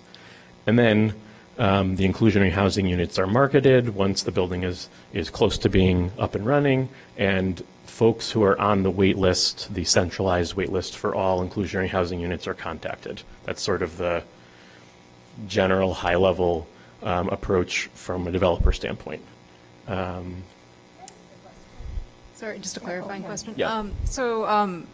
In terms of buildable by right, like how many, what kind of sorry, I'm having trouble even wording this, because I can think about, like, this makes sense in terms of sort of lots that are like zoned for single family houses, right? Like those tend to be, you can put like another single family house there. But for multifamily housing, how often is something that someone proposes buildable by right? I'm just curious. I don't know how it seems like more of them are needing zoning relief Okay. than not. But there are sort of two different scenarios, and the in lieu fee requirements are also different for those as well. But if someone was building, let's say, 10 units on a property that allowed 10 units, then it would be by right versus. But that's not it's that less frequent. it's less common. Okay, Yes. I was just curious. I would say very rare based on, in fact, developers sometimes, joke and say there's nothing by right in Evanston. That's what At I least it was kind of feels that wondering. way. Yeah. So, Well, okay, yeah, thank you. That's certainly I'm the just- feedback I've gotten. Yeah. So on this permit fee waiver, so if there's 4 affordable units, you just decrease the permit fee to reflect those 4 units? I mean, there's Yeah. a formula you use or something? Yes, exactly. Yeah, and it's a straight percentage that also incorporates the equivalent percentage of common area spaces as well. So in a 10% situation, it would just generally be 10% off those building permit fees. There are other permit fees that aren't waived if you look at the details in the ordinance, but the building permit fees, which are the most significant ones because they're calculated off of the cost of the building, are the ones that either get waived or deferred depending on if they're affordable or market rate. Okay, and Councilmember Harakaris. And for Chloe's question, at least in my experience, what we've seen come to like planning and development, typically like a big housing development, leveraging the inclusionary housing gets them like 40 feet more, or a couple extra floors, and then that. In another thing, I think just want to clarify with staff, what are we doing with the downtown plan? Is that being rewritten or scrapped and rolled into our comprehensive plan? Because I know that's caused some of the confusion that we've seen where it's like, well, the downtown plan says this, but the comprehensive plan is different. Great question. For the record, Liz Williams, Planning Manager for the City of Evanston. So with the Envision Evanston 2045 process, it is envisioned that we would take the downtown plan, take a look at the goals and objectives, and align that with the new comprehensive plan. So essentially, because the downtown plan was adopted in 2008, the zoning that went along with that was never codified. It was never adopted into the city code. So there is a difference in what the zoning districts in the downtown allow compared to what the plan specifically talks about. So that's one of the things that the consultant team has been asked to reconcile with this update process to make sure that the plans are aligning with the zoning. With that said, I believe that the downtown plan probably needs to be revisited just based on the time that has gone by and the change of circumstances, the change of uses that are currently, being looked at for our economy today. So it's likely that the downtown plan would be repealed and replaced with Envision 2045, and a new downtown plan may need to be looked at in the future. Speaking as a planner, it's very important to think about, how we use our downtown to maximize both bringing in new residents, supporting existing businesses, and also attracting new businesses to the community. Yeah. Thanks. Ugo? Thank you, Chair Rivera. I have a couple of questions, and if you wouldn't mind going back to your first slide, and maybe on the second slide I might have questions also. In your experience, may I call you Yuri? Thank you. In your experience, how many developers use the in lieu fee instead of building the inclusionary housing? So over time, the ordinance has changed where previously it was allowed, more developments were allowed to fully pay out, and that has changed to limit it to, I believe currently it's by right, and per your question, that ends up being a rare occurrence. So I think there's been, I have to double check, I think there's been 3 that have provided in lieu fees, but I believe one of them provided in lieu fees as well as providing units in tandem. That's how they complied. And I'm happy to provide more sort of more detail on that as we get to our next stage and can sort of jump into the numbers and the data. And I understand this is big picture, Yeah. but I kind of, for my own mind, I would like to have some concrete information, which is also how many units then do we have of inclusionary housing today, since the zoning was approved in 2008. Is there an accountability of those units, and do you have it? We will provide that for the next meeting. Yeah, totally. We want to make sure that. If I could follow up my question with, is the in lieu fee correspondent to the required number of units that the developer chooses not to build to the actual building of those units elsewhere, including the acquisition of land and stuff, or are we selling ourselves short as the city to those developers that choose to pay the in lieu fee instead of building the inclusionary housing? Just to clarify, you're saying are the dollar amounts that they're paying too low for us to use it to build the equivalent unit? Correct. Yes. Per my number 2, we want to entertain increasing it to better reflect the cost of construction because it is lower than that. And then includes land acquisition as well to build those units that they are not building, which, most developers, as far as I know, choose to pay whatever fees they can to get away from not building those inclusionary housing units, because it's a lot cheaper than to have the units built. So with the increase of the fee, the in lieu fee, are we looking to get to that balance point where the fee actually covers the building of those units that the developer is refusing or not wanting to build? Yeah, we're looking Well, to I'm get. asking if they will level to the cost that actually, it's as, well, but it's better reflect- increased to better reflect it, but would it be that? So we'll, as I mentioned, we'll get into that level of detail next time. The two initial thoughts. One, the cost of construction is going to differ in every situation and can differ pretty vastly depending on location and size of unit, finish, et cetera. So it's going to be an estimate, and that's why the CPI can be helped. The inflation sort of protection can be helpful as we increase with that. The other piece is, so far the intent has been to produce units and new developments. That's been the intent of the ordinance, not as a moneymaker. And so if that's the case, there's also an element of putting it at the appropriate price where developers choose to provide the units, and that's something we can discuss. Depending on the scenario, that will be a different dollar amount, even if it's below or above the cost of construction. Councilmember Burns. Yeah, I was going to say, just confirming, we receive a somewhat regular report from, it should be SEPA, that should detail all of our inclusionary housing units as well as provide amount of bedrooms as well. So that's something that you can refer to. Again, it's something that we approve to place on file on a regular basis.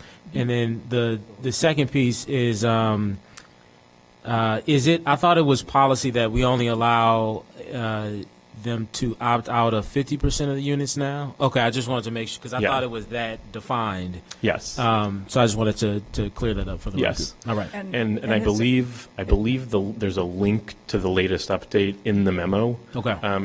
If that didn't make it into the memo, it was in a previous, I believe it was the February meeting minutes, and we can forward that back out. About twice a year we get an update from SEPA around details of tenancy, occupancy, the different sizes of units, locations, et cetera. Yeah. And last thing, I just wanted to make sure as we that this is framed in the right way is that, I've been somebody that even before I was elected, I followed the city closely, and there was never an idea that the city never said that our entire affordable housing strategy is based on inclusionary units. This is just one way to produce more, affordable units but there was never an idea that this is the only way. It's one way, and then the city will also look at other ways to do it. I'm more familiar with the things that we've done on this council, but there's been efforts with this council, previous councils, to develop affordable housing in a lot of different ways. This is just one strategy to do it.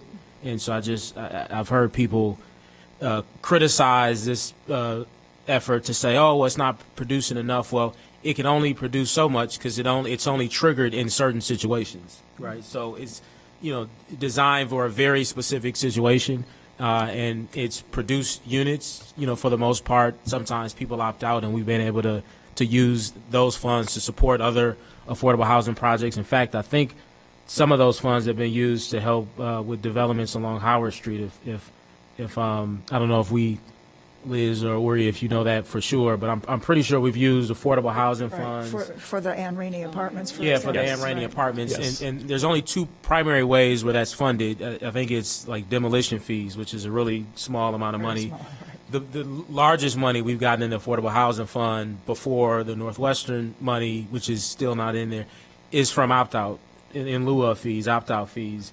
And so the projects we've been able to do in Howard and likely elsewhere were funded by those in lieu fees. So I just wanted to. Yeah, no, good point. On the record. So, yeah, Joanne. Yeah, considering that we have so little vacant land, now I see the vacant land on Central Street just went under contract. That's Skirmerhorn owned, and they were turned down for senior housing a few years ago. I don't remember the reason on that, but are there any big projects that maybe developers have contacted the city about that are maybe in the pipeline that would be included under this? Yes. So currently any project that has 5 units or more in a variety of scenarios, whether it's new, if they're going from non-residential to residential, condo conversion, condo deconversion, any of those are currently under this ordinance. We're just looking at updating that ordinance. So anybody who's submitted a zoning application, who's in talks with the city about developments that meet those general criteria, need to comply with the current ordinance at 10%, or if receiving public funding, 20%. Yeah. Okay. Councilmember Heracles. Yeah, I just want to piggyback on what Councilmember Burns said. A lot of folks will look at it and say, like, oh, that, big fancy development is 10 units. It's like, that is super impactful for families that get to move in. I personally know folks who have family members who are in inclusionary units, and it is great that they're able to be in like a brand new construction downtown, have all the amenities. I'm really excited to see what data we get about kind of best practices in other cities, because when you see the percentage of inclusionary, I'd like to say, yeah, 100%, but that's not realistic. So how do we balance, making it incentivizing more units and getting, closer to like 20% units when we see, a big new development downtown. Just looking forward to see that data when we get to that next part. Yeah, Councilmember Burns. Yeah, I just wanted to say I agree with that. I think that every time you have a conversation about setting these thresholds, you're always trying to address the need, which is create more affordable units without discouraging the type of development that will produce not only the affordable housing, but all the type of housing that we need across income levels. And so I am incredibly curious about what other cities are doing. For example, has Chicago gone up, at all? I know they only allow 50% of the units to be opted out of before I think we did. But I'm curious, have they moved their thresholds at all? Are they still at 10%? Are they higher now? They're higher? Yeah, they're higher. There's a link in the memo to Chicago. Chicago's a little confusing because they have like 4 different versions in different areas. But in general, they've moved to 20%. Their general ARO, Affordable Requirements Ordinance, which is the equivalent of our IHO, is 20%. And they provide multiple options where the developers are allowed to reduce that percentage below 20% as they decrease the cap, the income cap, so that they're reaching folks with lower interesting. incomes. Okay. And So so do and they that's something we're require- looking at as are well. Do they start off at 60%, or are they 80%, 100%? What are they? So they don't even start off at 60. They start off with like I think it's like 4/6, 2/3 is 60, I believe, and then Okay. it's like, or it's like 1/3, 1/6. It gets complicated very quickly, and that's also What's the something- maximum though? Is it 20% is the max? no? I mean on- AMI. on What is the max AMI? AMI that they require? Right. So Yeah. standard ones is 60, but there's more weighted averaging that's taking place that tends to go up to 80, and Okay. I'll get to that with the Cook County tax incentives, which allows developers to go up to 80, but still averaging at 60, I which see. allows for units to be, if you oversimplify, have two units at 80 and 40, as opposed yeah. to two units that are 60. Yeah. Yeah. Okay. Yeah. So just curious through this conversation how we can make the increases, as you mentioned. I always say I bring this up a lot every time we talk about site control. The reason why I've pushed so hard in the Fifth Ward to get site control is because what you get if you just allow development to happen over a certain amount of units, 5 units I think is what was said, then you're probably only going to get 10% because they're not going, in most cases developers won't offer to put any more than what's required of them.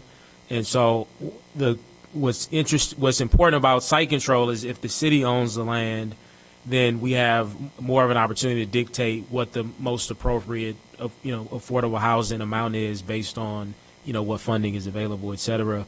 I'd feel less concerned about that if we can figure out an appropriate way to raise these thresholds. So this is good. Thank you. So should we go back to that list of 6 or so I have questions? a couple and- more. I have a couple more slides, Oh, and then okay, specific Okay. questions that I'd love to get feedback Sure. on. But honestly, the point of this meeting is exactly what's happening. Is to start the creative juices flowing, to help staff understand what will be most helpful for you to move this forward, to do a great job on improving the IHO and doing it on schedule this year.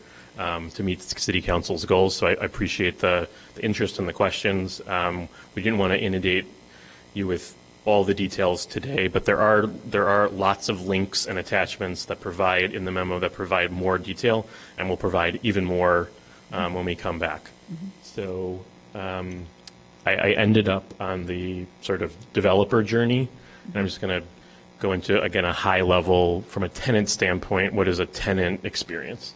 So tenants submit a pre-application, and if this is to SEPA, Community Partners for Affordable Housing, they manage the centralized wait list and perform income certification. So if a household is eligible, they're put on the centralized wait list. And then now we're sort of entering that point where we ended from the developer standpoint when we said they contact SEPA for the wait list. So eligible households at the top of the list are notified. If they're interested, can move, they don't have to break their lease, et cetera, and they're income qualified for the particular unit. They may be a family of 4. There's a studio that's available, that's not a good fit. Once they meet those income restrictions, then they are referred to the property manager and go through basically a standard process with the property management company for the unit. So they would submit an application. The previous pre-application was for the wait list. This is an application for the particular property. And if accepted, they can sign the standard lease and move into the building. So that's sort of the pre-application for the wait list, and then the eligibility component in the middle, and then finally working with the property management company. At any given time, there may be new developments that are coming online or turnover from other units. Someone leaves and moves elsewhere. So I just wanted to highlight also these new property tax incentives. This is something that took place in the state passed a law in 2021 allowing this. requiring this. Cook County being our county that collects property taxes has instituted this policy, and there's a lot of detail that we again can get into more, but the big picture piece is that there are 3 tiers where if a developer is doing a rehab or a new development and they're providing on the left 15, 35, or 20, I know they're out of order, and that's how it's set up, and you'll see why in a second. If a developer provides that level of affordability, they receive property tax incentives. So 15% is 25%, 35% is 35%, and then the tier 3, the 20% one, is a different calculation that's complicated and front-loaded, and there's no good way to summarize in one number, but it's an impactful number to developers. And this, the minimum building size, I'll just throw out, is 7, so ours is 5, this is 7, and the affordability level is 60%. Weighted averages, like we mentioned before, like the city of Chicago does, is acceptable as well. This is something that develop in our conversations with inclusionary housing developers leading up to this meeting and otherwise have seemed particularly interested in these incentives, and these are property tax incentives that they can benefit from, that the city does not have to provide our own dollars to. And so this is something we want to make sure we can align with and support as we can achieve our goals without having to spend city dollars in order to do so. Again, we can get into more detail about that as we move forward. And so we're actually going to have language in our ordinance that reflects this, or? So that's a great question. There is one piece. We don't need to do anything to qualify generally. However, there's one piece where if developers are interested in taking advantage of the weighted average, we need to require a weighted average. And if we require a weighted average, they still can just do 60% because the weighted of 60% is 60%. And so that is something that we will be looking into to make sure that we're not leaving units on the table. So the 4 general questions, and we're going to have a second discussion about the strategic housing plan. They're generally the same 4 questions, so you can get a sneak peek ahead, but generally looking at what would make this successful to you. We want to keep that in mind as we're moving forward. There were a lot of focus topics that we were looking at. Are there any questions or suggestions around the scope? Anything that you would want to include in the focus topics? Should we have another focus topic that is of interest? And then for upcoming presentations and discussions, what would be helpful? So for example, I've heard some specific data points would be helpful. If there's anything else that would be helpful so that when we meet next month and we're looking at a draft ordinance, everyone has the materials that they need to make informed, not necessarily a decision at that day, but questions and revisions so that in September we're on track. So we have a series of questions. We'll go first, Councilmember Harakaris, and then Councilmember Williams. My apologies, I forgot to turn off my light. He answered my question. Thank you. Oh, okay. Councilmember Harakaris. Yeah, so I think for me personally, a successful update would mean a higher percentage required, bigger opt-out fees. I really like that you are including CPI being tied to that.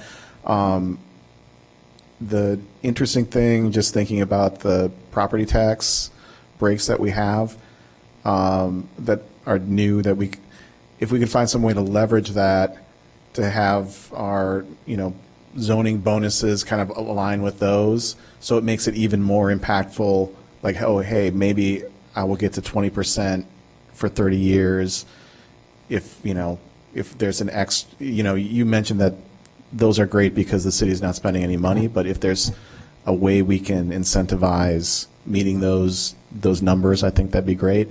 And then for me, it would be helpful going forward just to have comps with other cities and some data around like what they've seen. And the other thing I think that's really, I think important for our housing crunch that we have here is bigger units with more bedrooms, how to incentivize that. I think, right now it's tied, if 20% of the building has 3 bedrooms, 20% of the inclusionary housing units will have 3 bedrooms. If we can find some way to further incentivize and, have more of those units be available. Because I think last time when we looked at the numbers from SEPA, the biggest wait list was all on, the 2 and 3 bedrooms. So I think for me, that'd be a success. Thank you. I just wanted to add, one of the links in the memo also goes to a document that summarizes inclusionary housing policies across the country. It's a little dated. There's been a lot of changes recently, so studies are a little bit delayed on that. But it breaks down sort of percentages that are at 10% and under, 15% to 20%. There are places that have increased it, so I would treat it sort of as a baseline, and it's probably a little bit more than that, but we can provide more detail than that. But you have that already as a link in the packet. Okay. Thank you. Councilmember Burns. I'll go next. Okay, and Chloe. Yeah, go ahead. So I guess I would sort of add to the successful, first, thanks, this has been helpful, and I'm really excited to see sort of how you solve this, what you're going to come up with. I think that the thing that also matters for a successful ordinance is one that could be effective. And so, I did look at like the number of communities that sort of have these, and I lived in Berkeley for a long time, not a long time, but they had one, and it didn't really necessarily lead to more housing production. And so that is something that, and I know you've mentioned this too, but I think we really need to be attuned to not just where it exists, but sort of where it exists and where we've seen it sort of coincide with additional production. I'm a political scientist. We know that homeowners don't like building new houses, and we also know that renters, this is public opinion sort of, studies in high-cost areas that already have their housing often also oppose new housing. And so, again, thinking about, when I lived in Berkeley, it's also possible to use these types of policies as sort of ways to prevent housing. And so that's, I guess, the thing that I'm a little bit concerned about. And sort of it would be really, really helpful to sort of show where this has worked really effectively to at sort of overcoming some of those challenges. So, Minneapolis seems like maybe like a case where they sort of have an IHO and have also dealt with other frictions in the process. And so I guess what I'm saying is I'd love to hear those sorts of like comprehensive examples when we're talking through sort of successful IHOs in sort of future discussions as a way to provide that context, because I can't sort of get over the sort of political science fear that sometimes these things can also sort of, we can sort of get really excited about making it burdensome enough that it effectively reduce, and that's actually makes a lot of people happy, even if it's bad for the community. So, Thank you. Yeah, I appreciate that. It generally sort of follows a curve, right? And so if the policy is too lax, then there aren't a lot of units produced because there aren't a lot of developments that are covered. If it's too strong, there aren't a lot of developments built, and it's too weak. And so it's finding that middle, but it's not just about the percentage, it's about all the other components as well. And so it's how does that recipe lead to success? Yeah, there we go. And this came up too, the sort of that curve. But yeah, I really want to know more. And I know it's not in our specific purview. I really appreciate that you explained where, sort of the relationship of this to zoning and sort of how this only comes into effect after those decisions have been made. But it would be really helpful for at least me personally, and I think the group, to have a sense of how those different pieces have fit together in other contexts in order to, because again, yeah, it's not just the sort of too lax with these sort of percentages and too strict. It's also, well, what other frictions exist in the process that can sort of, thinking about like from application to even the sort of first step, what things can go wrong or likely to go wrong or would cause developers to even just sort of decide not to even make the effort here. And so if that can sort of, and like the optimist, I'd love to sort of hear where that's, where these issues, because they're so common that, they're common everywhere, where they've sort of been addressed well, and where we don't want to sort of, it's not just best practices, I guess. We want to make sure we don't do the worst practices either, although we're not supposed to identify those places. But I think that that's kind of maybe the tacit part of this comment, too. Thank you. Okay. Councilmember Harakaris. Yeah, I'll just show my hand a little bit with one of the things zoning-wise that I think I would like to see us really tackle is the parking minimums, maybe parking maximums, because when you read about like housing policy and it a floor of parking costs as much as, even more so than a floor of housing, which is like heartbreaking, right? And then when you have the requirement that, a 2-bedroom apartment needs 2 parking spaces, it's just like, we're just caught in this endless loop where we're not, it's hard enough to think that we're going to build our way out of a housing crisis, but when we're like just building more parking spaces, that's not helping at all either. So it's definitely like, there's probably like 10 things we need to do to really address everything, but it's exciting to be at the place where we're thinking about these problems and trying to figure out best practices to solve them. Well, and cutting back on the parking requirements also helps our CART goals too, so a lot of good things. So have we given you enough input on the different issues that you wanted us to touch on for the IHO?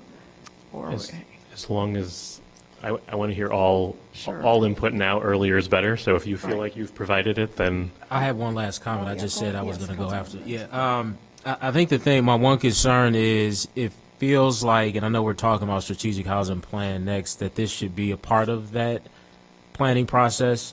My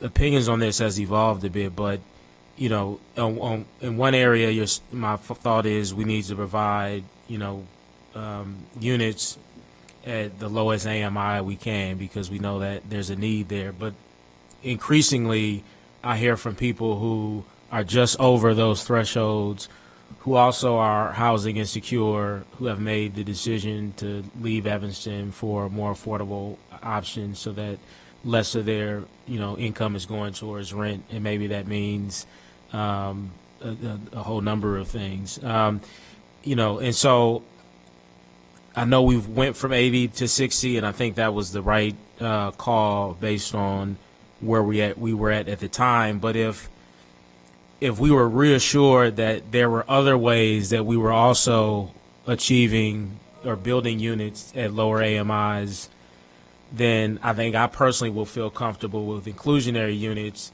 having a mix of 60%, maybe even 80%, right? Maybe even 100%, because there's a need at all income levels in Evanston. And so I would like to and so I think to have that conversation, we almost this needs to be discussed alongside the strategic housing plan. And I know that may set us back in terms of timelines, but I'm concerned that if we separate this out, we may not, it may not result in the most effective policy. So that's one thought. Maybe you can respond to that.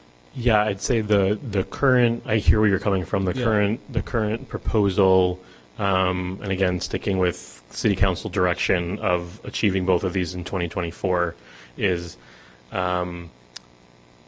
not waiting, particularly to increase those minimum requirements, and to take advantage of some of the alignment with the state and the county tax incentives, among other things. But those are some that are that are particularly timely, and still looking at best practices and finding ways within the confines of the current goal of the IHO, which is one tool in our large toolkit, and so which is currently constructing affordable units in new developments, period. I know that's general, right?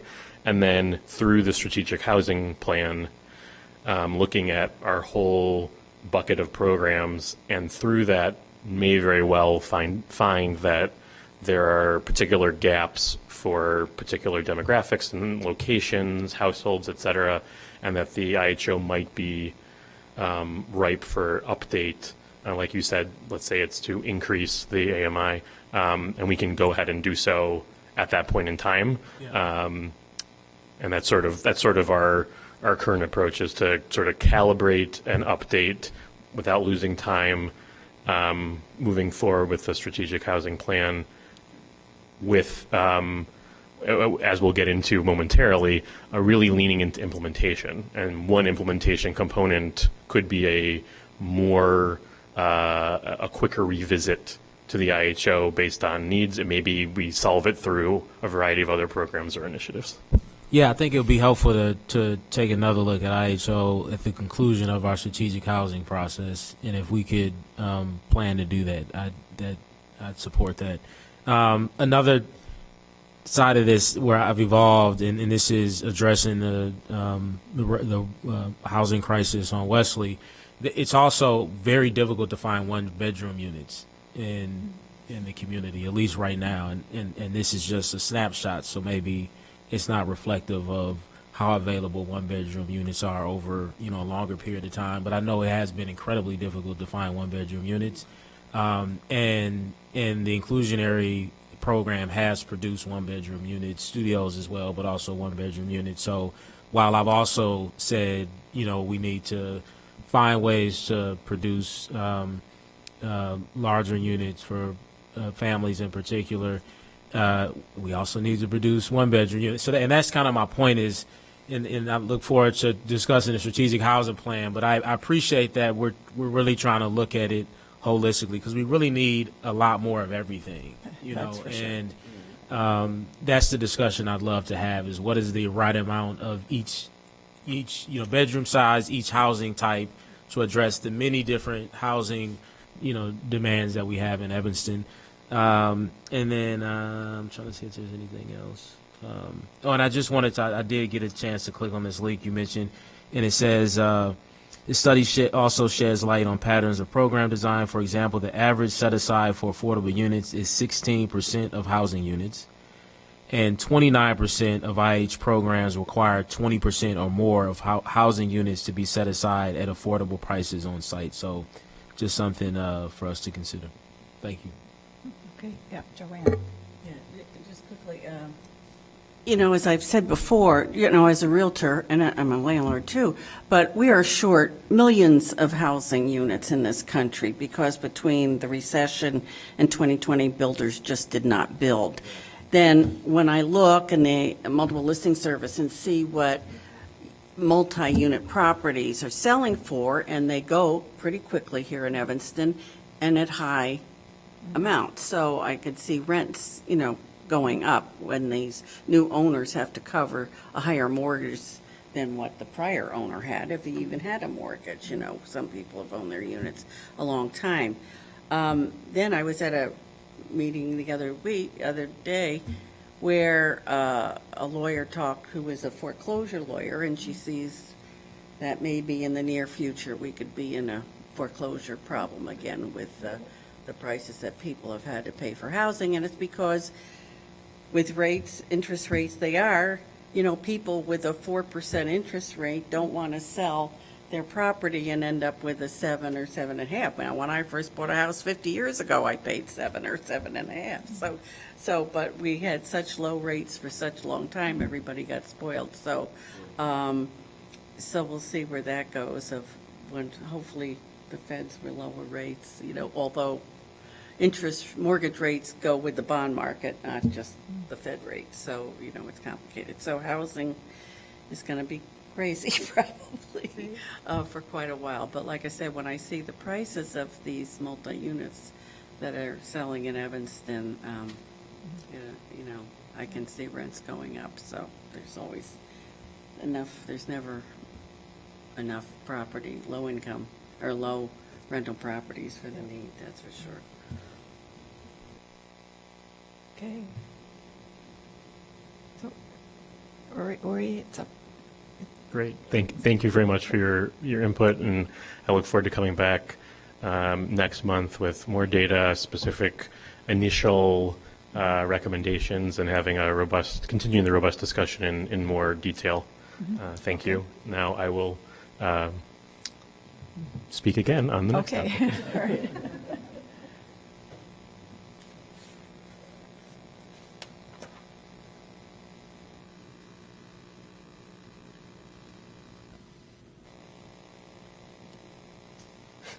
Thank you. So, as we mentioned, the last topic, the Inclusionary Housing Ordinance, is one tool in our toolkit, and the Strategic Housing Plan is an effort to take a much higher look. The last discussion is about a particular ordinance that can help a particular set of people, responding mostly to the housing market and developers. And here we're looking holistically at all of the ways that individuals interact with the housing market in Evanston, how the city of Evanston plays a role in housing across all of programs, initiatives, and looking at it strategically. What is the need? What are our goals? How are they serving them? And again, coming back to the IHO for just a second, sort of where does that fit into the picture is a different conversation potentially at a later point in time when we've developed a strategic housing plan. So this is going to be even briefer because we don't have the history of the ordinance and the details. This is something, there has been housing work that's been done in the past, and the memo describes a bunch of past housing work, but there's not a strategic housing plan that we're editing. We are building off of past work but starting anew. So why are we doing a strategic housing plan? Again, the answer is similar. City Council has a goal of approving a strategic housing plan in 2024. But again, what's behind that? And that can answer a bunch of questions. And some of them on a high level include, what are our housing needs? Does our supply currently support them or not support them, or in what way? What are our housing objectives? What are our SMART goals to achieve those objectives? As I mentioned earlier, how do the initiatives that we currently run, how do they align with those goals and objectives? What other initiatives are out there that we could be doing to achieve those goals? And while putting that together, we can do a better job of tracking our progress towards meeting those goals. And then we can pivot and calibrate accordingly. And then lastly, on a sort of bigger level, I think there's an opportunity for greater partnerships, funding opportunities, and ultimately greater impact. The goal of the plan would be disappointing if it was approved and then we just had a plan that was approved. But if there's a plan that leads to action and we can see progress along our housing goals, then we're really moving the needle. So another way of looking at it is currently we're at an interesting moment where we're starting a 20-year plan for comprehensive plan, Envision Evanston 2045. That includes lots of topics: zoning, housing, environment, transportation, et cetera. While the plan is the plan is to be approved in 2025, implementation starts immediately. It's not waiting till 2045. It's how do we work immediately and for the next 20 years to achieve that vision 20 years down the road. For our housing work, every 5 years, this committee looks at our HUD consolidated plan. How are we, what's the need, and how are we spending dollars from the federal government that we receive every year from the Department of Housing and Urban Development? How are we spending those dollars? That's a 5-year cycle. And this is where the strategic housing plan can really live. There's a big gap between those 10 topics and the specific money that we receive from the federal government to work on housing. What are we doing on housing, all housing, from a city perspective? That's sort of another way of looking at the role of the strategic housing plan. This year would be once in a 20-year cycle where we have to work on all three. So we have the privilege of working on all of them at the same time this year, and then moving forward, wouldn't have to do that again until 2045. But there are some really good synergies and opportunities where different plans, engagement processes can inform each other and make them even better. So here's a general outline of the plan. Again, we're looking at a very high level at this point. We'll get to the timeline in a second in terms of the plan, but it won't be next month that we'll share a plan with you. There's more work that needs to be done together. And there's a more detailed outline as an attachment to the memo that goes into detail in every single section. But just at a high level, we're looking at having a very short summary call to action that could stand alone. So when this plan is adopted, there's something you can hand to somebody or that isn't a long, arduous document to read through. Looking at our history of housing, again, leaning on other work that's been done and linking to other sources. A focused housing needs assessment. Objectives that are sort of the high level objectives is what we're looking to achieve. The goals are SMART. So over time, we have specific metrics that we're looking at. How are we doing in year 3 of our 10-year plan? Local policy tools includes all of the housing and housing adjacent projects that we currently have, but what are the ones we don't have that are out there? We're talking about a 10-year period. What if we get more funding? What if we need to change based on our needs? We want to evaluate, we want to make that list and that summary available. What resources are there, whether they're financial, capacity, technical assistance, volunteer, and then the part that everything sort of focuses on is the implementation. Again, what are we going to do about it? How are we teeing ourselves up to act to achieve these goals? And also very important, monitoring and evaluation. How are we going about doing that? How is this not a plan that's done once and then we come back in 10 years, but we're using it as a guide over time, potentially updating data while we're moving forward. And then similarly to the IHO presentation, here's the proposed schedule. Blue again is for HCDC, and the pink one is highlighting engagement opportunities for this plan. So again, we're here today looking at very high level feedback, what will make this process most successful for everyone on the committee. Again, receiving lots of feedback from Envision Evanston and other processes in the past and concurrently that we're incorporating into this process. Don't want to leave the community out nor over-survey, and trying to find that right balance. In July, we're planning on doing digital and in-person feedback focused on housing organizations and community members as well. In September is when we plan to bring back the draft plan for your review. And then there will be more simultaneous engagement with housing organizations in the community to review that feedback, not just sort of public comment that will be available, but additional engagement opportunities. And then we're looking for October to be the final plan review and recommendation to City Council so that it could be approved and put on file in November. Again, not just placed on file, but then implementation starts right after that.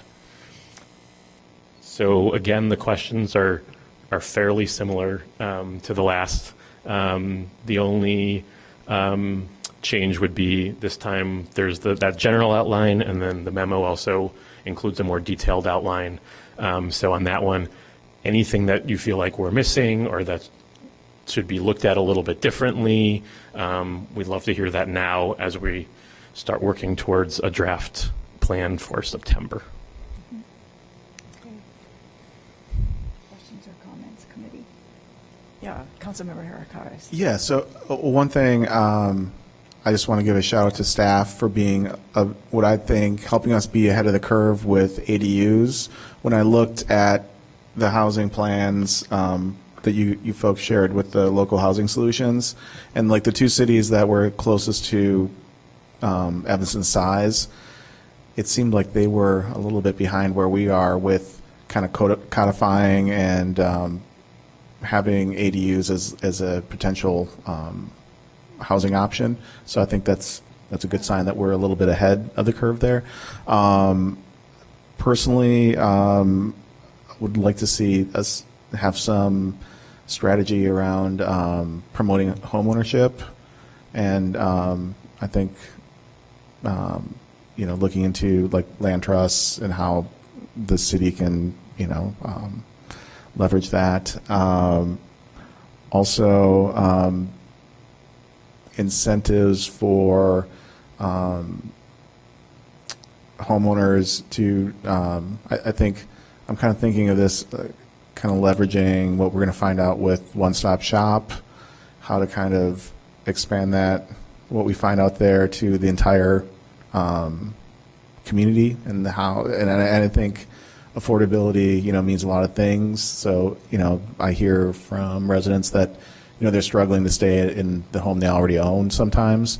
So finding ways, I think this would be a nice way, like and Councilmember Revelle said, also furthering our CARP goals. Like, I think, housing needs to be efficient also. Like, I think that's, to meet our climate action goals, it's not just going to be city-owned property. We have to find a way to make that attainable for everybody, because it's not attainable or right now with people's finances. So I would like to see that kind of incorporated with this too. Thank you. I agree. Thanks for mentioning that. Yeah, Chloe. Thank you to the staff for this. I guess one thing I'm curious about, and in thinking about housing needs, is just that we're are we thinking broadly too about sort of different types of living arrangements that maybe aren't, well, okay, I see a head nodding over there. I know people who had sort of worked in like the co-housing space in some high cost of living areas, and that was something that turned out to require a lot of, it wasn't something you could just do, right? Or, if we're thinking about a sort of maybe the need for, do we need to, if there are maybe sort of trends for multi-generational housing that might sort of relate to affordability, addressing affordability, but also just sort of an aging population as well, and sort of, and so I'm just curious. I guess I want to make sure that when we're thinking about sort of the needs assessment, we're not sort of just focusing on what sorts of populations we're serving now, but also whether there's sort of other ways of thinking about these things, or sort of providing housing that are maybe falling through the cracks a little bit. Thank you. Did you want to answer? Was that a question? Yeah, I love that. Okay. Yeah. So just in general, we're planning on looking at, I think this shows up both in the housing needs assessment, but also in local policy tools section. So one is looking at demographics and humans, and then also looking at housing stock. So those are two ways of looking at it, but I understand even with both of those, you could say, well, no one's maybe asking for co-housing because they don't know it exists, or we don't have it provided, and that's where sort of the policy tool piece can come in, of what are other places doing, what are options on the table that we could introduce. But I appreciate the encouragement. Mm-hmm. Great, yeah, Councilmember Burns. Obviously, there's a lot here, and we'll have many different opportunities to kind of weigh in and participate in this process. But I think the one thing that I'm really interested in is trying to understand the need. You know, what are our housing needs and how does this, you know, existing supply support or not support them? I think I always say that we need a target. Like if we were to ask today, like how many units do we need? I don't think anybody could really answer that, right? We have some idea of the need from the inclusionary housing wait list, and maybe if we talk to Connections, they could provide us a sense of need based on their wait list. But as a city, I don't think we've said, you know what, we need to develop this many units in order to, you know, address the various kind of pain points or housing challenges that we've identified. And even if it's not exact, it never will be. Obviously, we're working off of sometimes incomplete or unreliable data to determine kind of who's here and, you know, what AMIs and, you know, household size and all of that. But I think we need to try, you know, to just approximate what we need. And because then I think at that point it's easier to figure out, okay, how do we get to that point? I was talking to Michael McLean about this, who's is a developer, has developed in Evanston, but also sits on our NWDB committee. And he talks a lot about kind of regenerative approaches to housing. But one of the things he talked about was there was a town in somewhere on the East Coast that just set a goal that we want to develop 7,000 new units, you know, and again, you know, not saying it's an apple to apples to what we need in Evanston, but when you hear a number like that, you're like, and you immediately you have to ask yourself, how do we get there? And you can get there. And I think he said that this, you know, what was the towns of similar size to us, I think he said population 80,000, they did it in 10 years. Mm-hmm. And I think there was a lot more support for, you know, larger scale developments there that we may find here. So we might have to reach it in different ways. But I think really trying to put a number to the types and the amount of units we need would go a long way in helping us work towards it. So hopefully that's becomes, you know, part of the metrics that we set and take a look at on a regular basis. A bunch of other thoughts, but again, I plan to participate in the community meetings and all the conversations we'll have about this, so I'll weigh in at another point, but that's one thing I want to highlight. Thank you. No, and I think we do want to have set measurable goals and have regular reporting annually. How are we doing? We want the goals to be ambitious, but also realistic. And we've heard a number of interesting little comments. So I want to second Councilmember Harakaris on the green home idea and making sure that really is part of the goal as well. And then I think, as Chloe mentioned, the diversity of housing types for all these different kinds of residents with different needs. And when we did I can never remember the title of it, our steering, the big affordable housing steering committee process, blah, blah, blah, we got some pretty good idea of the need, you know, how, and one thing, for example, was looking to the future, and actually the near future, that the aging population in our community is going to be even more significant than it is right now. And, you know, so obviously, you know, more need for probably single room, you know, one bedroom apartments. So we do have, you know, some pretty good data, I think, that we can incorporate. So looking forward to the next go around with this. The only thing I want to add is when we set our climate action resiliency goals, I think some people would say that those weren't necessarily realistic. Mm-hmm. And they were what we have to do. Yes, and it's possible that's what you meant. I just want to make sure that I think the goal itself, the target, should be what is needed.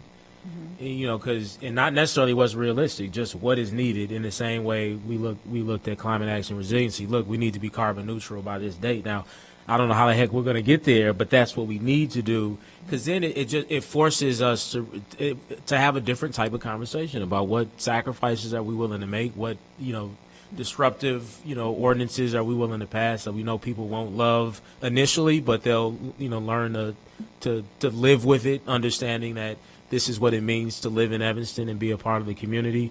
But also it forces us to look at, in the case of climate action resiliency, like what subsidies do we need to bring everybody along without pricing people out of Evanston. So it just forces the type of conversations that I think are long overdue in Evanston. And it allows everybody to understand, what we're up against. And if we want to try to attack it and address it, we can, or we could come up short. But if we know what the need is, that's a decision that we'll make. We're either going to rise to the occasion and do what's necessary to get this many units in Evanston or not, and at least we'll know we failed, not because of lack of information, but just because we couldn't muster up the will to do it. So I think having the actual need as opposed to a realistic need is important. Councilmember Herrick. Yeah, I think an ambitious goal would to have our wait list with SEPA be almost zero. I mean, that'd be the end goal where we want to get to, or just have like a handful, people get on and then they immediately find a place. But I think that would be something we should shoot for.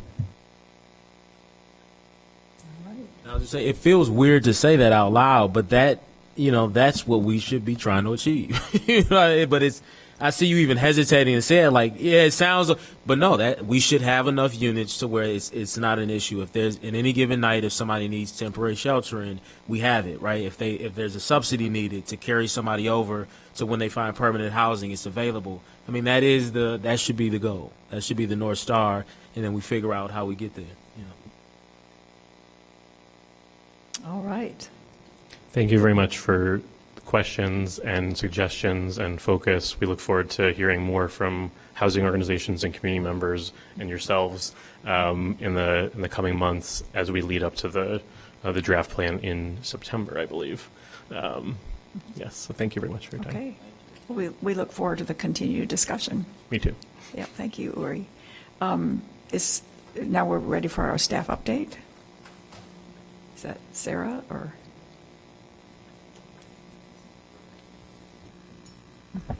Good evening, members of the Housing and Community Development Committee.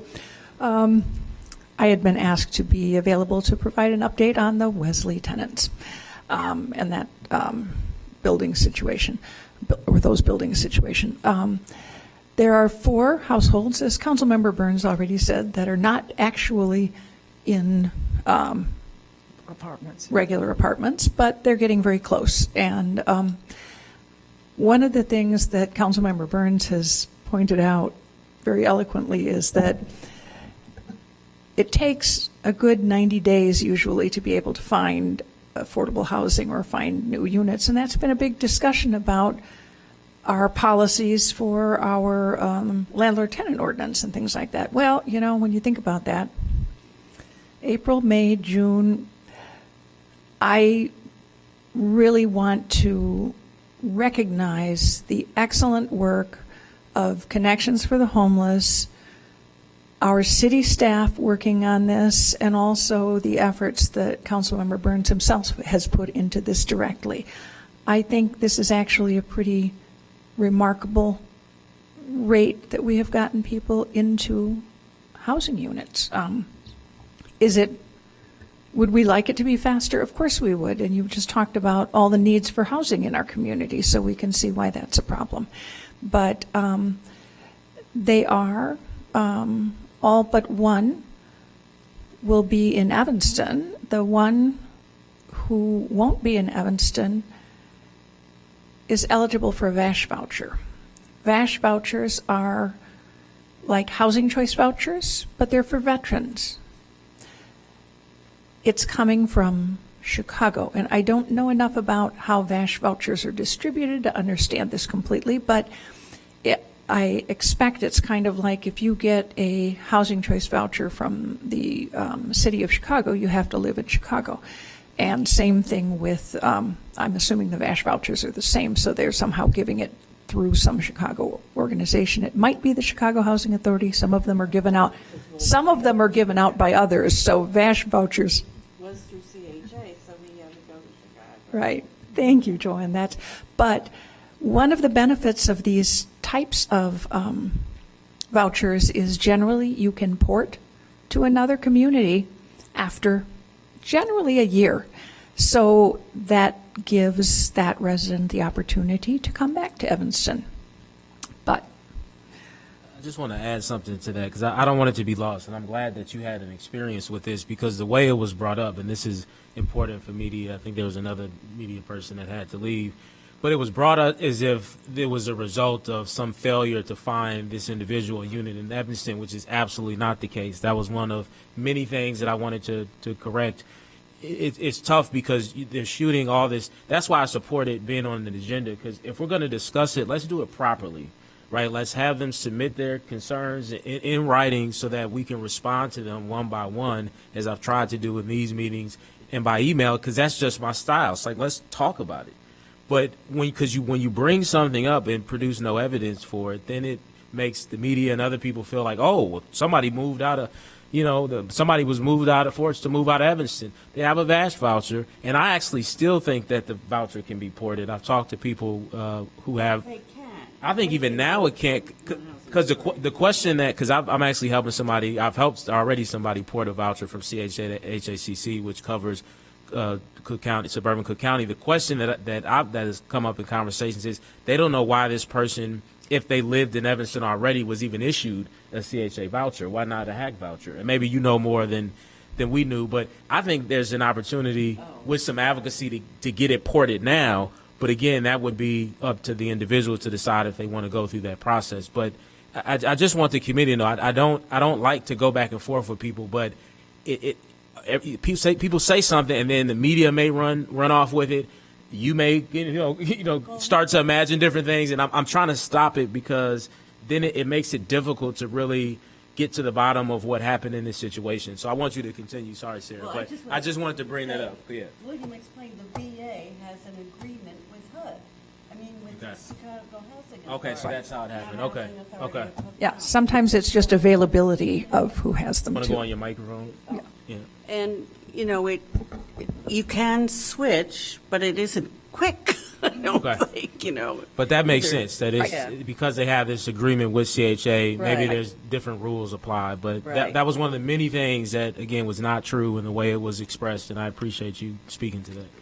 Yeah, another thing, and we probably haven't gotten the word out about or gotten the information out about it, but if you go to the city's website and you put Wesley in the Google search, you will get an entire page that is titled Wesley Apartment Building Information. And it pretty much outlines and addresses all the questions and hopefully can correct some of the misinformation that has been out there. I'll use an example. It explains that the scheduled routine inspection that was canceled, and I personally canceled it, was canceled because we were already working with EHC and HODC and knew that there were problems with the building. And quite frankly, when you have tenants who are already unhappy because they had not been, they had needs, and then you decide you're going to do a routine inspection when you already know that there are certain problems that are more immediate need, which is the stairways are the problem. A structural engineer had already been contracted with to do that assessment and things like that. Doing that internal inspection of all occupied units, which is what a routine inspection is really not going to gain much of anything at that time, and certainly is not going to build trust and interest by the residents in working with us at that time, because this was a new problem that had come up. So that was the reason that inspection was canceled at that time. And I also just want to say everything that they requested was completed by HODC at the direction, in a sense, of the owner. And I keep pointing to that because this is a privately owned building. Yes, the city could have moved forward and taken them to court or done a number of things, but all of that typically is to try to get is to try to address a landlord that is unresponsive, Right. which that happens sometimes. Right. But that was not the case here. Right. They came to the city to say we can no longer afford to manage to maintain the building. In addition to that, it's not even clear how functioning their board is. But yet this is the organization that we're hearing we should have given $1 million to. It just, it doesn't make practical sense. So instead, what we tried to do is make sure that the most critical issues were inspected, which is what Sarah just explained, that a P&A was done.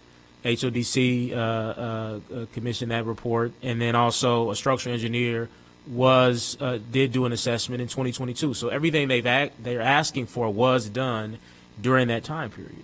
Now the question of whether or not the city should have put money into the stairs is a debatable one. It's not one. I think the city made the right call on that. But so I just wanted to clarify that everything the main things they asked for today, P&A, structural engineer, that was done in that time period that they described. Yeah, and so currently, again, the city doesn't own the property, but we are taking the action that we do when a building is in this condition. It is now boarded, the buildings are all boarded, so they qualify under our vacant building ordinance. They are being registered as vacant. When you have a building that is registered as vacant, there is a requirement that the owners complete the vacant building maintenance plan. What they're going to do, they have to submit a copy of liability of insurance. They have to provide entry to the property at the date and time requested for a complete inspection. That date has been sent to them, and there's always some negotiation of dates because you have to make sure that the property owner can actually be there. So I don't want to give you that date right at this moment because I don't want people going out thinking they're going to pile on at an inspection either. I don't think that would be particularly productive. But all of these things are being done. Our policy on vacant buildings is they have to have a plan to address the deficiencies, and that's up to them to provide us. So, again, reminder that we don't own the buildings. We have to follow our policies and procedures on how we deal with a vacant building of this type. Are there any other questions? Yes. So who is managing it? So you're talking about the Evanston Housing, I'm getting my names mixed up here. So it's Evanston Housing Commission? Evanston Housing Coalition is the owner. Okay. So you're working with them? Yes. Okay. HODC was hired by Evanston Housing Coalition to manage the property after they had come to us and said, we aren't able to deal with this. And one of the things that's very common, and actually this was discussed by one of the people making public comment, is when you have a building that is an affordable building like this that is in distress, one of the things you want to do is generally involve other developers, affordable housing developers and property owners. So the city's recommendation when Evanston Housing Coalition contacted us was to reach out to our existing CHODOs and affordable housing developers and owners, and the two in Evanston that work in Evanston are HODC and Community Partners for Affordable Housing. It was the choice of the Evanston Housing Coalition to contract with HODC.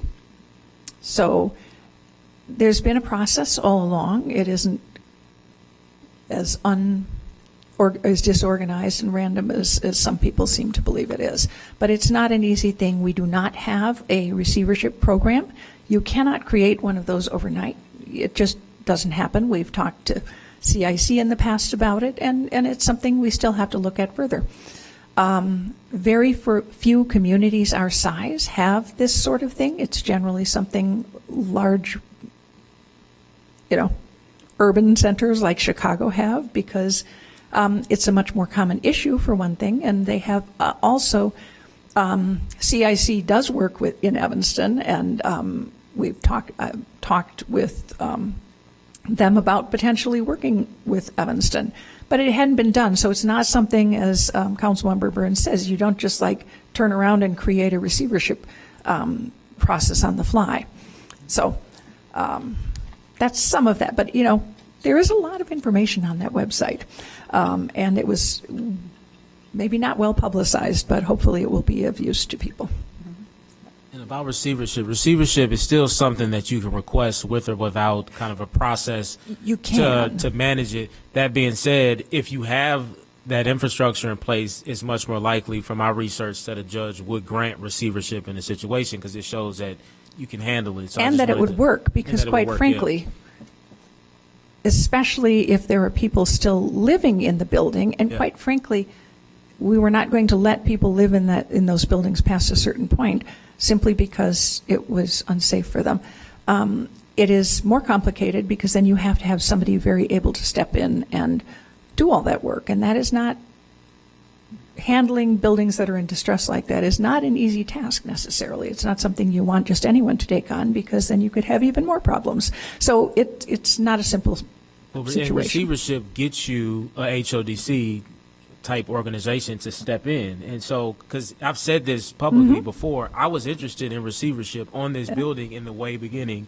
Reached out to Sarah, and she brought me into what was happening with the buildings, which again, the whole point of receivership is a judge along with the city appoints a receiver. It's typically an affordable housing organization like an HODC that steps in to do what they ultimately did, which is try to get leases signed, try to make sure people are income qualified, start making sure that rent is actually being collected, which was not the case, at this building 100%. So that's how a receivership works. So when the organization comes to you and says, look, we're willing to do all of this voluntarily, it's like, what's the need to go through an expensive, uncertain legal process when you already have full cooperation from the owner? So it didn't make sense to continue to pursue that. I do want to say that all the policy stuff that they're talking about in terms of what is the gap between where we are and where we want to be from a policy standpoint is one that I welcome, because we've already started those conversations. And Councilmember Ravel will know this from the Planning and Development Subcommittee.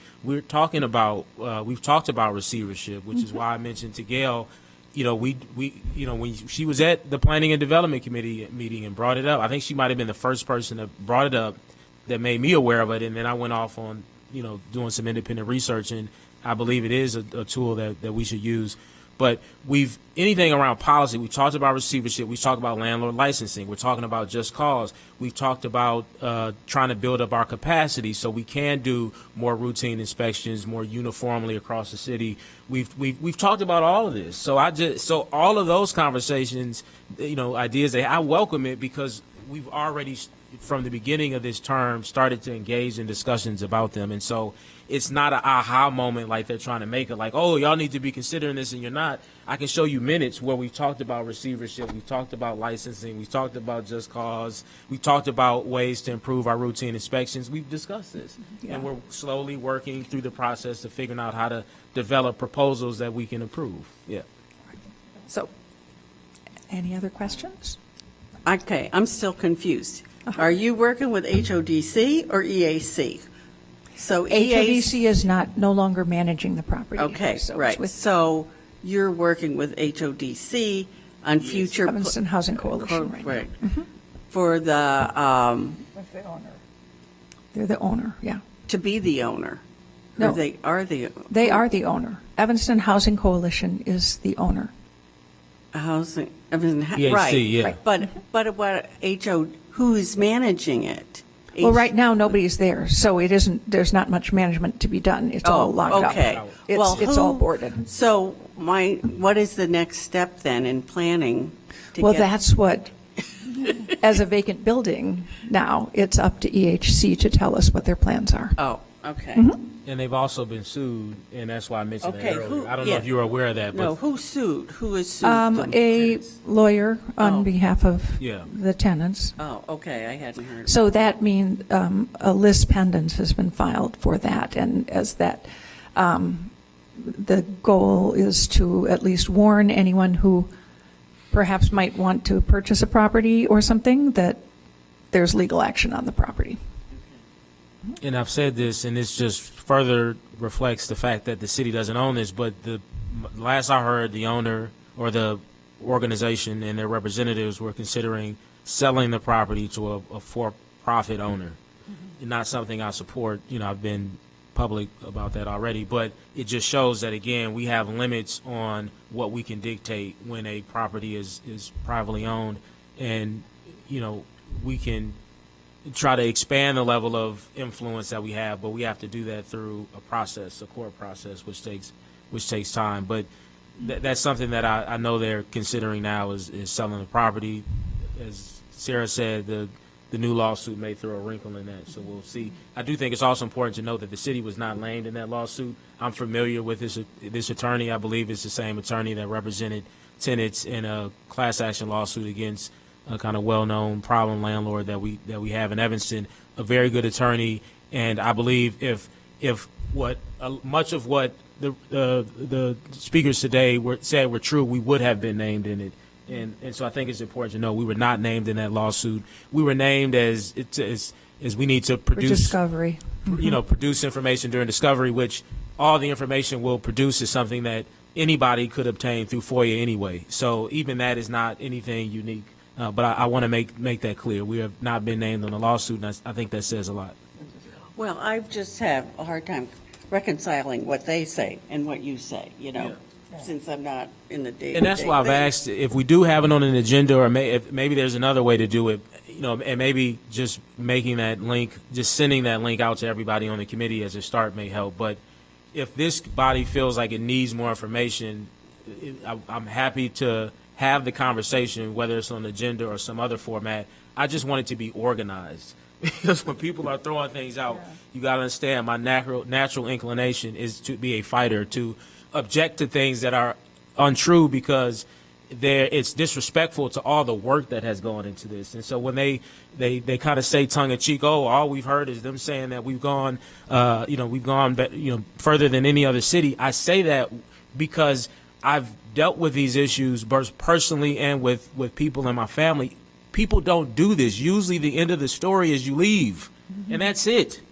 You just leave from your home on the day they told you to because the building is dangerous or somebody else is buying it, and that's the end of the story. That wasn't the end of the story here. And so I just want people to understand why I just object to this, because I'm like, I know how this plays out in 99.9% of the cases, and it's not storage being paid for 100%. It's not rental subsidy for 2 years. It's not moving assistance. It's not staying in the extended stay paid 100% by the city. That's not how the story goes for 99.9% of the people who find themselves in these situations.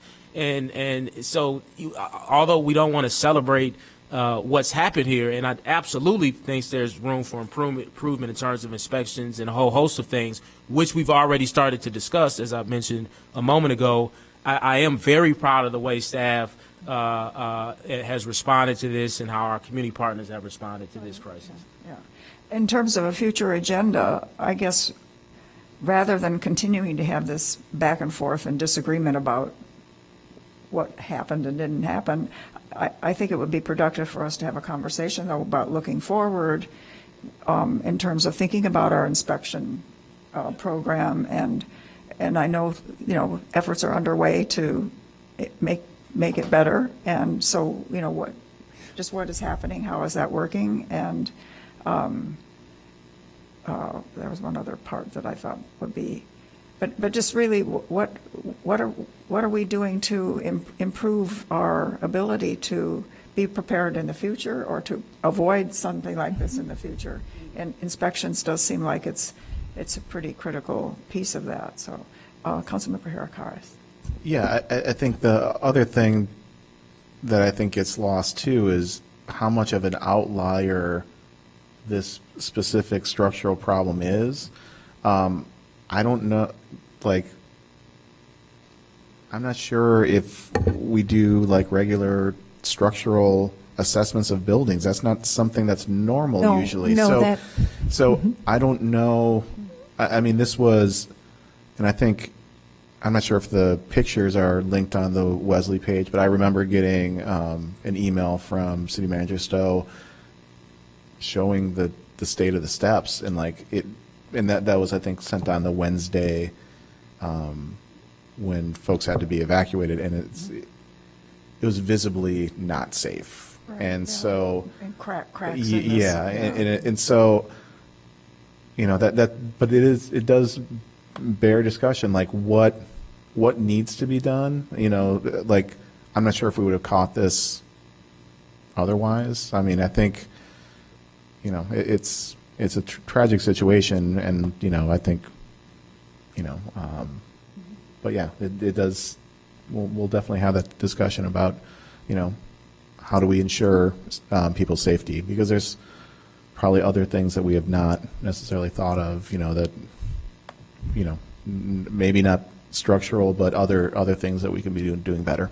Well, there are structural things that have happened in recent years that clearly nobody was looking out for. Remember the condominium in Florida? That was salt and sea water and things like that just pancaked, basically. There was a parking structure in New York City that pancaked. It was apparently quite old. I don't remember a whole lot of detail about it, but I do remember one of the things somebody was saying was that vehicles are much heavier than when that structure was built. And, electric vehicles are heavier than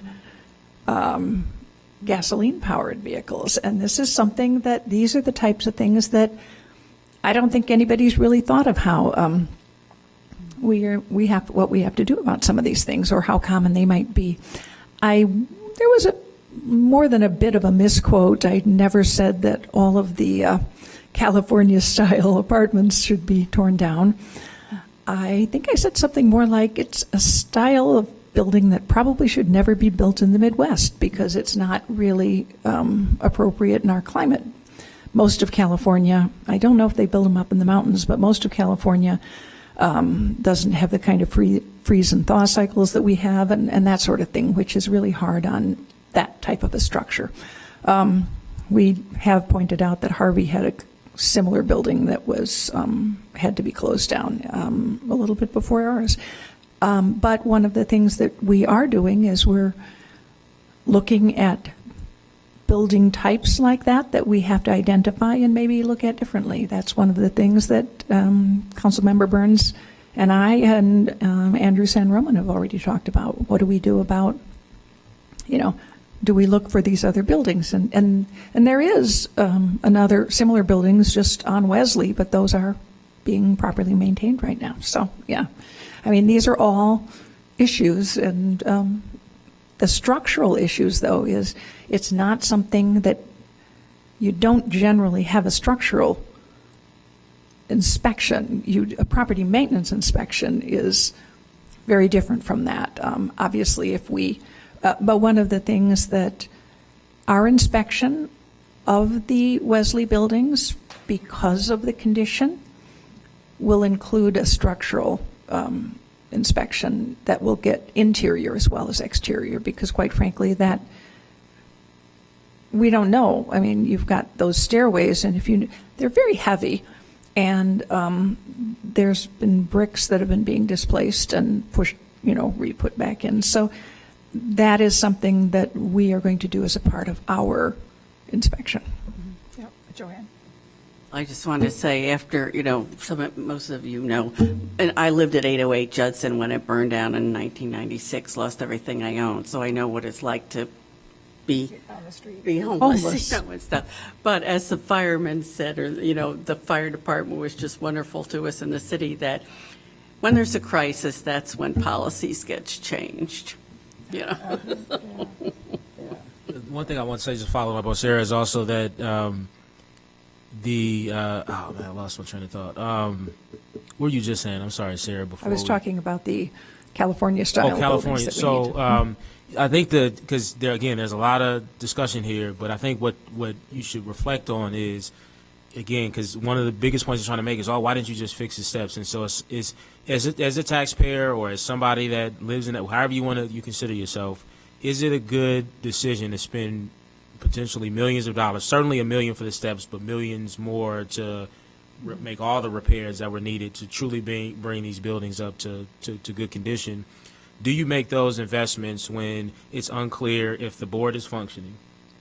Do you make that decision when there's a fatal flaw in how the structure is designed? And so instead of looking back at what was developed, the question is, when's the last time a California-style walk-up was developed in Evanston? That's the better question to me.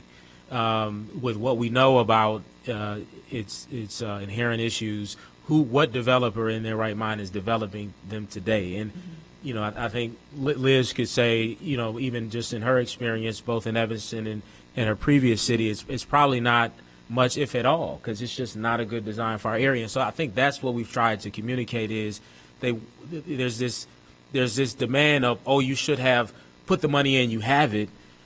Is that the right way to use public funds, right? This isn't monopoly money. This is real money that we could use, you know, in a lot of different ways. And so instead of using it to invest in a building that has a fatally flawed design, to provide an organization who has not shown that their board is even functioning or that they can, you know, kind of handle operating the building moving forward, instead we did still invest public funds, but it was to make sure that what you went through when your home burned down didn't happen. Because they haven't stayed at a friend's house one night, or a family member's house. They went immediately from where they were either to another apartment or extended stay.